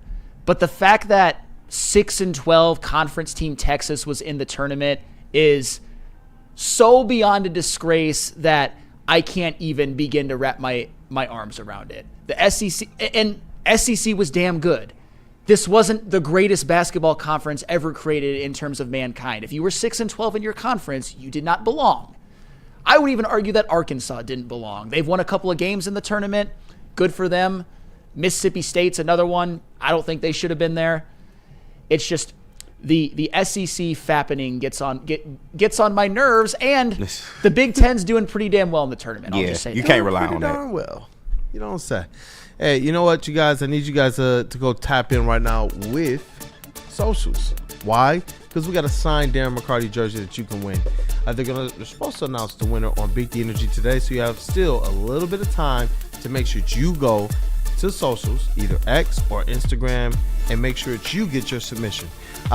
So how can you do that? Stay connected with Woodward Sports on all social platforms. Follow us on Facebook, X, Instagram, along with YouTube, Twitch, and TikTok for the latest sports news, live updates, and behind the scenes action. Don't miss out. Hit that follow button now and be a part of Detroit's #1 digital sports network at Woodward Sports everywhere. How do people feel about getting a Planet Fitness membership for $15 a month? How do they like working out in a clean and spacious gym that's filled with equipment for every workout? And how about free fitness training in the judgment-free zone that leaves them feeling energized all day long? Join Planet Fitness today with the free PF app, online or in club, and start getting that big fitness energy for $15 a month. The boys of summer are ready to get back to the playoffs, and there's no better place to get your Tigers coverage than Woodward Sports. Join us all season long as we follow as our hometown Tigers claw and fight. This ball is gone! Boys are back in town. Feel the roar with Woodward Sports. Stop searching for a vehicle and start finding one. Les Stanford Chevrolet Cadillac makes it easy. We harness the power of multiple dealerships and own the biggest selection of GM brands in the area to get you the car you need. With the Les Stanford Group, you'll have access to 4 different dealerships, providing you with more makes, more models, and more choices. We're connected to more than 1,000 vehicles. And with so many high-quality CPO vehicles available, you'll find new car quality at pre-owned prices. You can start and end your search at lesstanford.com today. We are the network for Detroit by Detroiters. Welcome to the Woodward Sports Network. All right, Woodward sports fans, whether you're hitting the game or just simply chilling at home, Jars Cannabis has you covered. They're home to Michigan's largest line of recreational cannabis products, 27 locations across the state, 9 alone in Metro Detroit, so there's always one close nearby you. And remember, if you live in Madison Heights, Milan, Michigan, or Grand Rapids, stores are popping up your way very, very soon. If you don't have time to go and check everything they have out in store, you can always check what they have online at jarscannabis.com, because you know what? I know you want to get high. What up, though, man? Hey, you know what, JBSmooovv, you make it so appetizing. Like, you're a salesman. You're a true pros pro. Hey, you know, in the words of George Blaha and the Great Flannel Sam. Thank you. Appreciate that. Hey, and you know what? We got to talk about these Pistons. We got to talk about the Red Wings. We're talking a little bit of this April in the D, because it's about to get lit. Before we do that, just got to shout out the super chat real quick. Sorry, I forgot about this. Dante151, he sent in $4.99 back when we were talking about Mike Green. He said, to people who are questioning Mike Green being from Marshall, I need you to remind you that Sauce Gardner and Quinyon Mitchell came from Mac schools as well, too. So just to keep that in thought, too, when draft prospects we got going on. Randy Moss was also from Marshall. And I'm not saying that Mike Green dominated college the way that Randy Moss did, because Randy Moss was arguably the most dominant college wide receiver ever during his time there. But Mike Green led the whole bleeping nation in sacks and tackles for loss. He was pretty damn dominant. So I wouldn't. That's why there's a myriad of reasons I don't use Marshall against them. And Dante151 hit on one, and I just hit on another. My bad, I'm just rocking out, though. Hey, you have to get this music going. Hey, and you know what? I'm sitting here right now looking at the Pistons schedule, and if the Red Wings, if they just get a little stroke of luck, if they can find that magic, that spark that they had when the Todd Father first arrived, they will give themselves an opportunity to light April in the D on absolute flames, Flannel Sam. Well, that's what's so crazy about this all, is that I've been with the Red Wings struggling, obviously. I keep waiting for that death nail. But the only team in that collection of mid-East teams that's really pulling away is Ottawa. The Red Wings are obviously kind of crapping all over themselves, but so are the Canadiens, so are the Islanders, so are the Rangers, and so are the Blue Jackets. The point of that all is that if the Red Wings can win at home against Ottawa tonight, which I think is a very winnable game, the Red Wings playoff push might very well be back on, because other teams have allowed the Red Wings to hang around because other teams are struggling just like the Red Wings are. So if the Red Wings win tonight, old Flannel Sam might be pushing nasty agendas tomorrow. Nasty agendas. Actually, very sweet agendas. Hey, Cavassier Chase, one of our puck knowers as well, man. These Detroit Red Wings, they're not dead yet. I know you said you're keeping up that small glimmer of hope for these Red Wings, man. Oh yeah, I mean, I'm not losing faith until like the math has officially eliminated us from contention. So until the fat lady starts singing, man, like I'm still right there for the Red Wings. You know, even after she starts belting it out, you know, I'm always gonna be right there for my team, because like I said, that's my favorite. It's like my favorite team in all of Detroit. So I feel that, man. I feel that. That's That's 100% fair. And the Red Wings, they got home against – actually, I'll go even further. I think these next 2 games are, in terms of the playoff push, absolute must-wins. You've got home against Ottawa, and you've got home on Saturday against Boston. Win both of them. And ideally – well, actually – I'm not worried about Boston, and the Ottawa Senators are too far ahead anyway. Even if they're overtime wins, just win the damn games, and you are right back in the playoff race. And don't get me wrong, the schedule is very tough to end the year. They got a couple with Florida, they got Tampa, they got Toronto, they got Dallas, they got the Jack Hughes-less New Jersey Devils. That's going to be tough, but put yourself in a position where you win these next 2, which – you're definitely going to be favored against Boston, maybe against Ottawa. Maybe, maybe not. You should still win that game. Win those 2, put yourself right back in the mix, and steal a couple, see what happens. Let's see what happens. And you know what? Talking about the other team that they're going to make sure that we have a little bit of this April in the D, we're going to have the Detroit Pistons, man, making the playoffs, not the play-in. But they're entering the postseason, and they're going to be a top 6 playoff team. You're just looking at how the standings are shaking out, and they've moved up to 5th seed after they got a little help from some West Coast flavor. They sit just a half game ahead of the Bucks, and they're going to have 2 important games down the stretch against the Bucks that will go towards determining tiebreakers. But the Pacers, they sit a game and a half ahead of the Detroit Pistons for that number 4 seed. It would be epic to see the Detroit Pistons be able to climb those charts and, like you said earlier in the show, Final Sam, be able to host a playoff game, a playoff series in the city. Yeah. But to know that there's at least 2 guaranteed games in Detroit for these playoffs, that is such an epic accomplishment after this team had 14 wins last season. And to hear JB Bickerstaff really speak on it, he said, you know what, there was already talent here. And remember, that was the question that I was trying to figure out. How do we get this specific answer out of him without, setting him up to throw somebody deliberately under the bus? And, it's awesome to him to know that he had seen some of what this team could be from afar when he was building up what we see the Cleveland Cavaliers to be as a powerhouse right now. But his vision and his effectively ability to put this team in a position to succeed has absolutely, along with these players working hard, because I never want to take that away from them, it's put them in a great position right now. Yeah, great position to be where they're at in the standings, in which they actually sit ahead of Milwaukee right now. Yep. You love to see that. And just scouring the schedules for both teams, I think the Pistons have a tougher one moving forward than Milwaukee does, for sure, but Milwaukee's also going to be without Dame Lillard. They've got a game against Atlanta at home. I think that's an on-paper win. Home versus Phoenix, I think that's an on-paper win. At Philly, at Miami, at New Orleans. Those ones, if you're the Milwaukee Bucks, you probably feel like you should win those. Home versus Minnesota, home versus New Orleans, and then the home and home against the Pistons.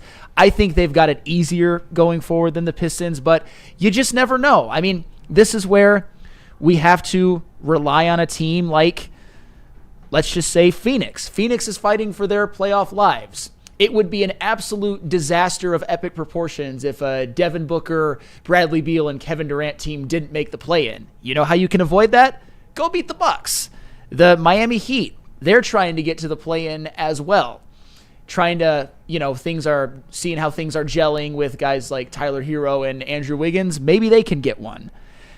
Maybe Zion can pop off against them for a game and go for 40 and 20. You just never know. But as of right now, I think the Pistons, not saying it's the death nail or anything, but I think they have the toughest road ahead of any of those 3 teams. They do have the toughest road ahead, but just looking at their schedule and seeing that really a third of the schedule left are teams that they could potentially be playing in the postseason is where I am actually ecstatic for this outlook, and I want this team to be able to well up all the confidence that they have and just go to work. The one thing I know is this: they aren't scared of the Knicks at all. Whether they should be or shouldn't, whether they should or shouldn't be, they are not scared. Do they respect that opponent? Yes, but they went into Madison Square and they beat them twice using their recipe. They beat the Knicks the way that the Knicks used to come in and beat us, whether it was preseason, summer league, or regular season.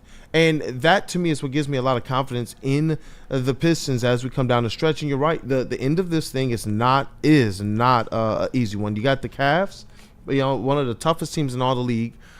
this Friday at home, and I know Detroit is going to be electric. Then you travel out to Minnesota, which I got to say, you got to go out there and win that one. You got to go out there and win that one. If you want the 4 seed, you got to win that one. You got the Pistons and Thunder on ESPN and their new tagline, Playoff Push, with our guy Cade Cunningham being featured. Shout out to them.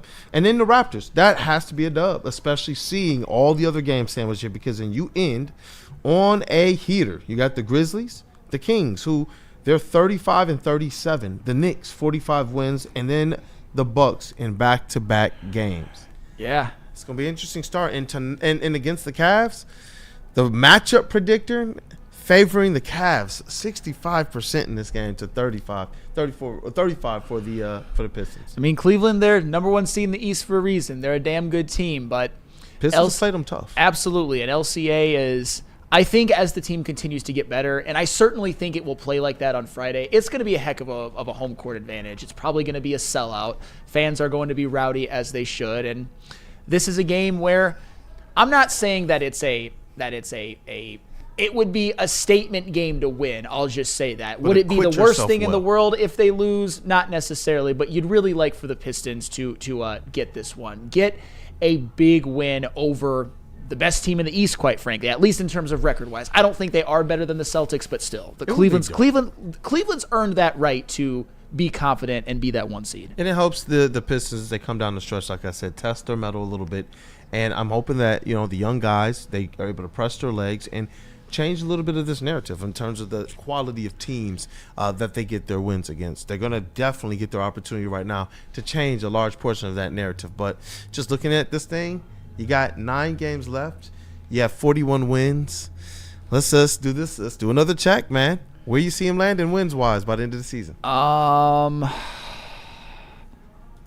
46. I'm going to go 46. Looking at their schedule, home game against Sacramento, home game against the Knicks, at Toronto, at Minnesota.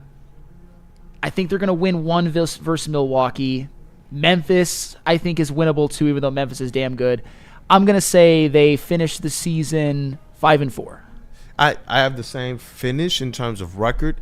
I actually think they're going to take both of those Milwaukee games. Wow. I do. Then they're the 4 seed. I do. Unless it's the Pacers, obviously, but then they finish ahead of the Bucks. Then do. I believe that one of the games is going to be a Cade statement game, and the other one is going to be the one where we've seen a couple games now without Cade. This team has stepped up, and I think that is huge. I believe that if anyone's not really looking at how this team has played the last 2 games, you're going to be underselling the Detroit Pistons, and so I do believe one of those other victories is going to be because the team absolutely picks one up. What up, though, KG? Yeah, I will see that 46 and raise you one more, 47. Right. I think they finished 6-3 down the stretch, and I'm looking forward to some good basketball, man. Hey, JBSmooovv, before we go over to Cavassier. I mean, my ringside partner, me and him were lockstep once again. That's the sir. same number I had as well, too. So, and I agree with Flannel. I see them taking, or actually you, Kool-Aid. We're taking those Bucks games. I don't care. Hey, I'm sorry, Giannis. I hope you guys are right. I really do. That would be, like I said, if you do that, you finish ahead of the Bucks. Man, we might have to set up some watch parties as we come down the stretch. I know for the playoff games, we definitely will have those. Oh, yeah. What up, though, Cavassier, Chase? 9 games left, 41 wins for the Pistons. They got a tough schedule, but some winnable games, and they've played some teams tough. How you see them finishing? How many wins on the season? Wait, so that 41 right now with 9 games left. So they go 6-3. I said 47. I think that's the math. Let's rock. I think 47 gets them the 4 seed. Okay. That would be amazing. But I also don't think they get 47. But I hope you guys are right. Let's rock. Let's rock, man. Hey, JBSmooovv, who do you want us to say what up, though, to? We have to say what up to Les Stanford and Grand Slam. Hey, absolutely. Les Stanford Chevrolet. Actually, Buick and GMC has great offers for everyone. Get a 2024 Envision AVE NIR for only $299 per month, or try out the 2025 Sierra Crew Cab Elevation for only $229 per month. Don't forget about the 2025 Hummer EV SUV for only $799 per month. Get to Les Stanford today and check out their massive inventory. Les Stanford Buick and GMC, lesstanford.com. fever is in the air. Detroit, get ready. Tigers opening day is here on April 4th. Join Woodward Sports for the biggest and the best party in the D, the Grand Slam Festival. It is right in the middle of the city. The outdoor tent party at the Detroit Opera House. It's an epic time. You guys got to be down there. I can't wait for White Claw Flannel. I can't wait to see what the heavies are going to do because they're going to be on the loose. We're unleashing them on the city, man. So the broadcast is brought to you by Jars Cannabis, Mad Packs, and White Claw, where drinks will be flowing, smoke clouds will rise, and the party won't stop. WSN broadcast will go all day. Don't miss out. Get your tickets today at GrandSlamDetroit.com. Woodward Sports is opening day, brought to you by Jars Cannabis, Mad Packs, and White Claw. Stop searching for a vehicle and start finding one. Les Stanford Chevrolet Cadillac makes it easy. We harness the power of multiple dealerships and own the biggest selection of GM brands in the area to get you the car you need. With the Les Stanford Group, you'll have access to 4 different dealerships, providing you with more makes, more models, and more choices. We're connected to more than 1,000 vehicles. And with so many high-quality CPO vehicles available, you'll find new car quality at pre-owned prices. You can start and end your search at lesstanford.com today. Woodward Sports is live in downtown Detroit for Tigers opening day. This one's blasted out toward the bullpen. Live from the Grand Slam Festival at the Detroit Opera House. Way back, forget it. Out of here. Brought to you by White Claw. How do people feel about getting a Planet Fitness membership for $15 a month? How do they like working out in a clean and spacious gym that's filled with equipment for every workout? And how about free fitness training in the judgment-free zone that leaves them feeling energized all day long? Join Planet Fitness today with the free PF app, online or in club, and start getting that big fitness energy for $15 a month. A ton of fun, a ton of sports, and a ton of man meat. Welcome to the Woodward Heavyweights, live daily 5 to 7 p.m. on Woodward Sports. Dang! Oh my God. You got to be here with us on these breaks once again, but Sam faded, feeling X-rated. Yeah, Mr. Nasty time. White Claw Flannel at the 10 party is going to be wild. But Caesar Sportsbook, the official sportsbook of us here at Woodward Sports. Scan the QR code on screen. Use code word Woodward 1000. You can deposit up to $1,000, but a minimum bet of $20. And if it doesn't hit, they'll throw it right back into your account with no questions asked. It's Caesar Sportsbook, the official sportsbook of us here at Woodward Sports. Scan that QR code, use code word Woodward 1000, and make some money tonight. Make some money. What up, though, people? It is Wake Up Woodward. And just before we get into what's trending, you know what? Let's satisfy that like button. Oh, God. We just got to. Let's go ahead and treat it right. Flannel Treat should it nice. satisfy that like button. Hey, Flannel. Flannel, let's go, man. Hey! There it is, Flannel. Hey, say something to the people. That's not my domain. I know my limitations. I don't have like that bedroom voice or anything. Hey, it's okay. Just give him a big musket bang real quick. Bang. Hey! That's worth some light. Baby. Hey. I knew that was coming. Shout out to being quick on the trigger, my man JB. You know what? We ain't even gonna belabor it anymore. Let's get things sparking. Word to Judge JBSmooovv. Let's do it. And now it's time for the most electrifying segment on the internet. Bum, bum, bum. It's What's Trending with JB. Live on Wake Up Woodward. Introducing the thunder from down under, Jay Bizzle. Let's ride. What's going on, chat family? What's up, fellas? Hey, it is officially opening day for a lot of these teams at the ballpark as well. Shout out to the Tailgate Always Wins. Nick and Maz were downtown at Comerica Park the other day as the Tigers were kind of introducing some new things that they're having out during the season. Prize giveaways and some food items as well too. So you know what? We are going to be fat kids for today. Damn right. And I'm going to show you guys some new foods that are popping up around some of these ballparks. Check this out. The Chicago White Sox have a celebration cake shake. Oh. Wow. Colorado Rockies have the dessert nachos. I don't know if you guys have ever had any of those before. I really want that celebration. shake. I'm not a cake flavored guy. Like it don't look bad. I've never been into cake flavors. Heard a rumor that the way they make those cake shakes is with mayonnaise, and I immediately was just like, I'm out. Wait a minute. Wait, what? What'd you say? Mayonnaise. Someone can double check me, but I heard that to keep the consistency and something like that, they use mayo in there, and it you can't tell it tastes like so mayo. Will Levis is jumping for joy. Right. I might be wrong, but I'm pretty sure there's a place in Chicago with a chocolate cake shake, and it's made with mayo, and you don't know it until you know. Oh, that's not good. Yeah, that's not good. You ain't gonna tell the difference. Okay, well, if I can't tell the difference, it'll be what. Yeah, it I mean, is, you don't know, you don't realize okay, it's supposed to right. taste exactly All like right. a piece of cake. I don't know. I haven't had it, but it makes sense for consistency. But then again, you'd have to go sit through maybe when the Tigers go to I don't even know what they're.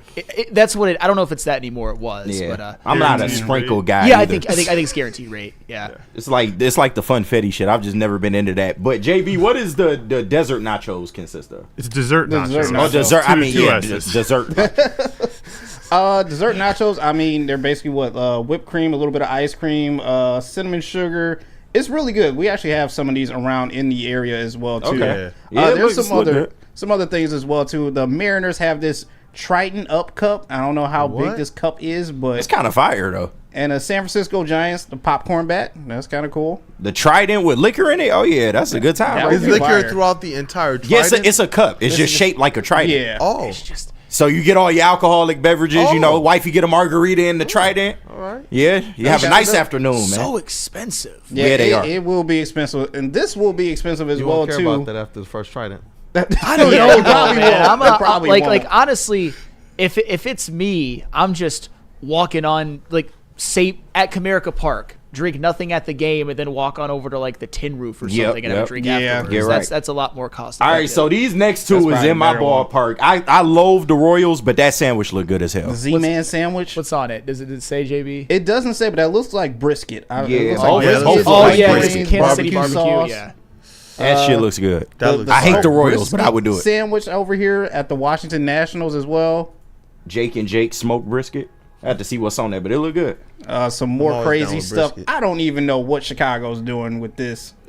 Chicago do a lot of shit. What is that? Gibberito? Gibberito sandwich? What is a Gibberito? I have no idea. I'm not familiar. Arizona Diamondbacks have this filthy mac and cheese, mac fries, I should say.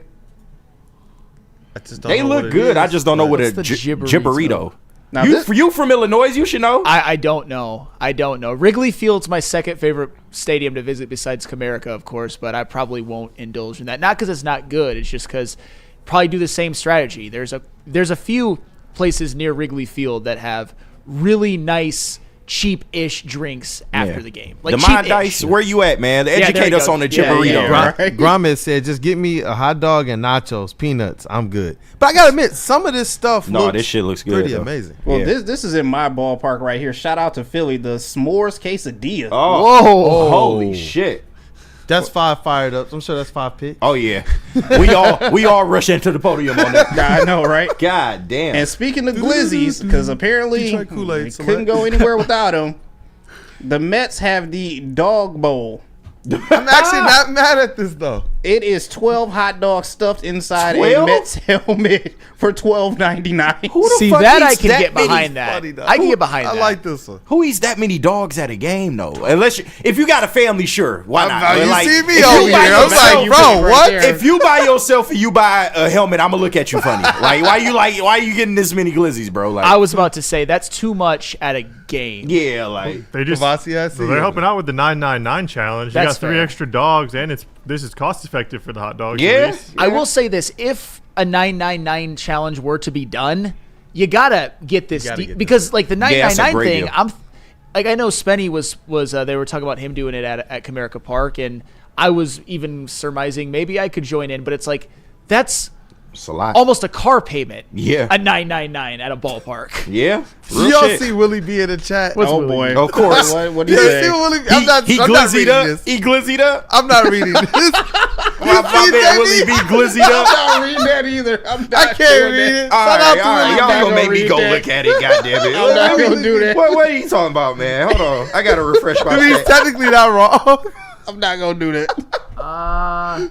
Creative role film. I Shout know. out I to saw him do a little more. I like, see the chicken mundane tender one. shit. No, there's something else. Yeah, it's Dick Radio. I'll see you in the chat. You saw it, KG? Is it farther up? Oh boy.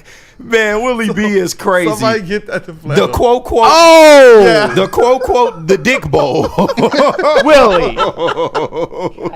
Just how Sam likes it. Why? The dick bowl. Oh my God. All right. Flag on the play.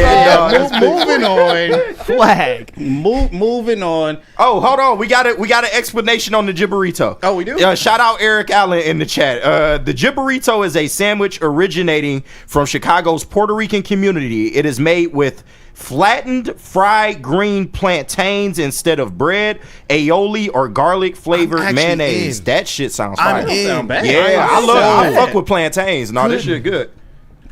That You does in not sound Final bad. Sam? Sign me up for a Probably Gibberito. not. But that's all right. I'll still. Y'all know he did no fun, please. Why you ask me? Hey. He's a very simple man, okay? He's I'm a very simple man. I'll still go to only. Wrigley Field All probably once or meat, twice no this year. sides, right? Right. Absolutely. Yo, come on. Right. Man, stick, and then you just had to raise it up even more. Damn, dude. Oh, I see.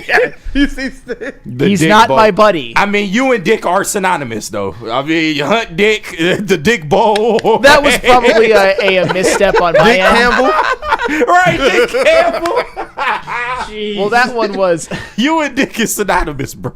I'm sorry. You ain't beat the allegations yet. Oh, shit. Well, according to some, I will never beat it, but that's all right. Well, anyway, moving on. The Dick Bowl is crazy. Kool-Aid, really I deep, got a dog. question for you, my guy. Why'd you do that? I'll let you finish your water. Yeah, you good? Good now. You good? No, he not. Crazy, dog. Oh my god, that was crazy. Shout out to the Tigers, man. Shout out to the Tigers. But Kool-Aid, I got a question for you, my guy. Yes, sir. Don't you ever feel like, you just want to take Queen Kool-Aid out on a date and, you got to elevate your dates now, right? Hey, what up, dog? I'm intrigued. Now, I did just take her out. We are approaching 14 years of marriage. Well, Crazy. That's Yeah, crazy. it's wild. I'm about halfway of what yours is, man. So That's crazy. I'm gonna need some tips, guys. What should I do? Are you about to show me something I should be I considering? got something for you. Elevate your date. Okay, let me see this. Whoa, Whoa! no, not at all. Yep. Elevate Y'all your know date. me. I'm not doing elevation like this. Come on. Not skating. I'm not boxing on a hot air balloon, and I'm not doing a date like this at all. Yeah, nah. Like, look What's at the this. point So of this? nice. A zip line date for what? You risking your life for one dinner. That is 100% up in Chase's wheelhouse. Though. I know you would do that. I know you would. Smiling, dog. Right, of course he would. Risking your life for one dinner out with the wife is crazy, bro. The heights thing doesn't bother me. Clearly. I know it doesn't. Right, clearly. What's the point of this? Look, I get it. Like, I used to be scared of heights, but then I kind of just was like, okay, like, what's gonna happen? Like, I'm just gonna fall and hit the ground. Like, What? I'm gonna What's hit the gonna ground. happen? Bro, what if I got to piss I'm in the just middle? gonna splatter. What if I got to piss in the middle of the dinner? Then what? Oh, You just turn over and it's like, you just turn and then just go. I'm gonna. What if I want some more water with my food? Oh yeah, that's right. You can't get a refill. Yeah, like I can't get refills. Like what, the waiter's supposed to fucking zip line out there too? Like I just don't get the purpose of this, man. Bro, just like whip out the camera, and all of a sudden you see the little stream just come up from the bottom of the frame, just like a nice little panorama of the sky, It's like, oh shit, where's that water coming from? What if my steak blow off the table because I'm so fucking high in the air? My steak can't just wait. flew off the table. Like, I just don't get it, man. I think your waiter would have to like shoot the water over to you in your cup. Well, you shooting that bitch like Kobe? What are we talking about? Like, what if a got bird the shows super up? soaker. Yeah, like a seagull just drop on the dinner table. Like, Hey, look, hey, shout out to Chase, man. Because look, when we're at the Detroit Zoo, the birds have no fear. They almost come and like they're collecting. Like, no, where's them my Belle French Isle fry? birds different. Or I'm not going nowhere. Man, what? Them Belle Isle What'd birds you that say? chase you off birds the are a island. different animal. Birds are a little weird, This is probably not how I'm gonna celebrate it. I say I can do heights if it's just me, but doing things like this or skating off the edge of a hot air balloon or a plane, this is like I don't know if I'm doing that. Right, Shad, you get it, man. I ain't gonna say it because some people get a little sensitive. So Stick Radio said this how you get it though. Stick said this how I take my wife out so she has to listen to me talk about Jared Goff. Oh boy. Jesus Christ. And finally, I will end what's trending with this because once again, another injury waiting to happen. I don't know if this dude is okay, but remember, open frames and broken ankles. Oh boy. Oh. What? What'd he do? My man tried to do the N1 mixtape with the bowling ball. Oh! He just hit himself in like the ankle with the bowling ball. And then it's just like his ankle just breaks. Oh yeah, that bitch broke for sure. You know you too old to be doing this shit. Oh! He tried to do the Dave Chappelle skit that didn't work. It's like if you had just enough ankle left to get you through the rest of your life, he was just like, no, let me hit him with a bowling ball. Right.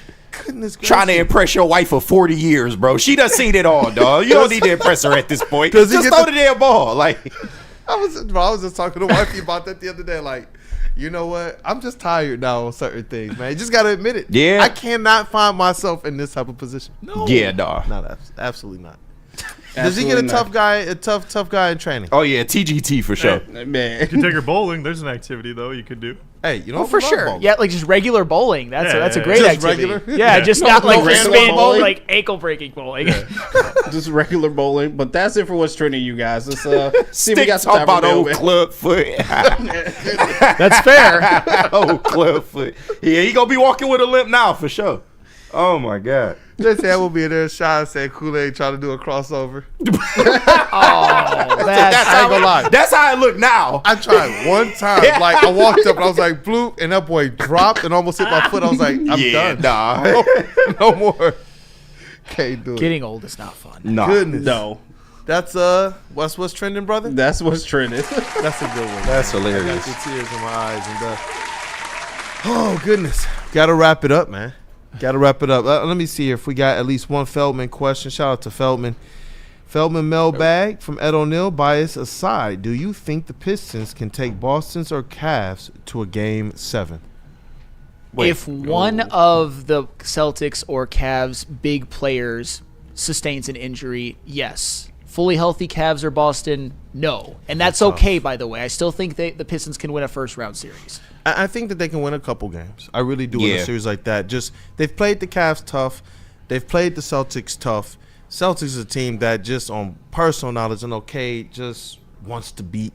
And it's so fitting with that Detroit across his chest. So it would be nice. I'm not going to say they can't, but I could see them getting at least a couple games. Yeah, let's revive the Pistons-Celtic rivalry, man. I wouldn't be opposed to that at all. Yeah. It would be a tall task to ask them to go into a series and try and win a whole series against them. But, I mean, anything's possible. If they can play the defense that we know they can play, then, I mean, anything's possible. But I wouldn't expect it. I'll tell you what, though. What if I'd even say that the Pistons could have a chance if there's no Kristaps Porzingis. Yeah, when have we absolutely. seen that before? Absolutely. Porzingis He's the X factor. I like Porzingis, but he's just not available very often. We don't have too many looks to defend him. Like I like Ron Holland. I like Masar Thompson against players like Jason Tatum and Jaylen Brown. You're not gonna shut them down, but at least know that they're gonna make them work. But Kristaps Porzingis and those types of players, they have been the absolute Achilles heels to what's been a really good defense this year for the Detroit Pistons. So absolutely, I agree with you on that one, man. That's a really, really great But point. you could see him missing some games. I mean, you saw last year in the finals. I think it was game 1. You could argue he was the best player on the court. Then he gets hurt, misses a couple of games. It's just with Porzingis, you just never know. But if he's out, I think the Pistons could at least extend it to 7. And I see one more real quick. Mitten May, he says better owner Gores or Chris. And Come on, dog. Yeah. And it's crazy we saying that about Tom Gores, but it's not even close. Well, look, you go back and check the records. Even before here, I was writing for Michigan Sports and Entertainment, and I told people I get that Tom Gores has had some bumps in the road, and this is probably going back 7-8 years ago. But he's doing everything at this juncture to put this team in a better place to win. And now we see him bringing in the right basketball mind to run this thing, and it's been dope. And you could tell a couple times they put him on the screen at the arena, he got loud cheers, which is crazy because just last year it was sell the team. Absolutely. And you were more consistently defensive, not in the derogatory way, in the good way of a Tom Gores. You've been more consistent than a lot of us were, so I'll give you that. I could see the vision, but man, they took a lot of swings, a lot of big swings. Yeah. That's what I think brought me in. SVG, Dwayne Casey, Of course. Troy Weaver, Monty. These are big swings. A lot of strikes, but there was some good there that even JB Bickerstaff was like, no, bro, I see the vision. So it's dope to see them having this success. And any last words on those Red Wings before we wrap up? Go beat Ottawa. It'll be a very fun-filled Red Wings Open if the Red Wings can beat Ottawa at home. And hopefully LCA is packed tonight. If I didn't have other obligations, I would be there. See Mitten May, Goro, CTC. Right. No, that's what he about. Yeah. That's what he about, man. Shout out Sky Dog. I see you. Yeah, Sky Dog. Shout out Sky Dog, man. It was crazy. Like the way that the interaction started to the way that Flannel and he eventually kumbaya. It was just like, hey, that's what I love about the chat family. We can agree, we can disagree, we can have our ups, we can have our downs. It even gets inflammatory sometimes, but what family doesn't? And then Skydog, beef stew is no Bill Lambier. I mean, clearly. You're right, clearly. Come on, why do you gotta bring that up? Obviously, everybody knows that. We do like beef stew, though. Absolutely, of course. I used to not be a fan of beef stew. I've done a complete 180. I fought with Jeff, and Jeff ultimately was correct. Yeah. I remember there was some shows we were in there on the other side talking about beef stew, and I could hear like Gentry on the other side. Oh, of it. Gentry's a generational beef stew hater. Really? Oh, he yeah. would interrupt the pods. He Oh, would wow. not care. Oh, Gentry. Church mouse every other time unless we talking about stew. Damn. I love Mike Gentry. He's a he's great. still a Shout great out. friend of mine, but he was probably the loudest Piston skeptic. I hope that he's come around. It seems like from what I've seen from him that he has. So shout out. I mean, you kind of don't have a choice. They Yeah. went from 14 to fucking 40 plus. Like, you really don't have a choice. Anybody that's not on the bandwagon now is a casual. I'm sorry. It's just. Absolutely. Shout out to the boys on Boom Squad. Luke, as Tom Masway calls Lucas, and Jeff and Right. Gentry, man. And Caleb, man. Shout out to him. But, Crunch time game. let's wrap up, man. Shout out to our guys, Matthew Broder, that dude Justin. We got Cavassier Chase in the building. Hey, what up, guys? Yeah, I mean, like Sam said, let's go Red Wings. Hopefully, get a win. Keep the hopes alive. Keep the dreams, intact. So, obviously, you got the weekend coming up. So hopefully, it's not only a fun Friday show, but a fun weekend for everybody. So stay tapped in, and see you guys tomorrow. Hey, let's rock. This elite booth. We starting a sound booth for Detroit's #1 draft pick. That is KG, aka Black Hollywood Rookie of the Year, MVP. Season's almost wrapping up. What up, though, bro? Yes, sir. Yes, sir. A lot to look forward to tomorrow. Big sports day, too, man. But it feels good to say this. Go Tigers, man. It's good to have Tigers baseball back.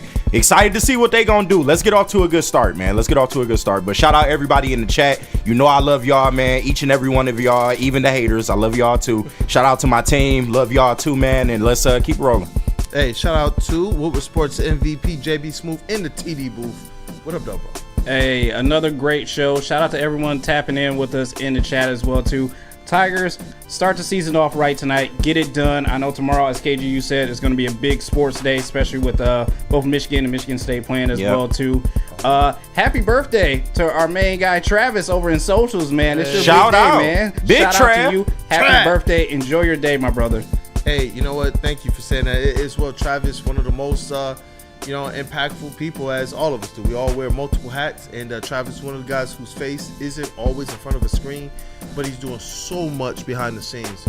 Happy birthday, Travis. And it still blows my mind. Like, I thought Travis was 25, 26. Young fella, man. Young GOAT still out there. So shout out to you, Trav. Have a great day, brother. We can't wait to get you back in studio as well. So that's what I'm saying. Hey, absolutely. Happy birthday, Travis. You guys got a chance to get a look at him when he came to the studio and was on our show, made an appearance talking about football and the Lions. You've probably seen him on the heavyweights as well. Happy birthday to him. And to answer Demon Dice, the noted Bears fan in the chat, still happy to see you here. Flannel saying, where are you from in Illinois? I am from Springfield. Hey. Where the Simpsons at? Yeah, Capital City. I am from Springfield, but I've always had family ties in Michigan my whole life. So that explains why I'm here now and why I'm a fan of the teams. And in addition to that, family ties with Woodward Sports and WUW Absolutely. Crew. Better the squad, better the network, Red Wings correspondent, all sports knower, go blue lover. Goddamn right. If you touch him, you getting smacked. Hey, that's my right. guy, bro. You touch him, I'm smacking the shit out. Goes both ways, KG. Goes both ways. My guy. Yeah. go, brother. That's Flannel Sam, man. Hey, go Wings. Go Wings. God, tomorrow could be such a fun show if the teams cooperate. Go Wings, go Tigers. Hey, let's rock. And it's your boy, Brandon Dan, a.k.a. Detroit Kool-Aid, your credential Pistons reporter and writer for the network. And you know what, chat family, y'all was smashing that like button. Y'all sent in some super chats. And we appreciate you all greatly for everything that you do for us. And you know what? Tomorrow we'll give away a couple passes since we didn't get to it today. We're going to give away a couple passes for the Grand Slam Fest. And if you get opportunity to, go ahead and make sure you get some tickets in advance for you and others. It's going to be an epic day. Yep. Let's go Tigers, man. Get one, school. It's been Wake Up Woodward.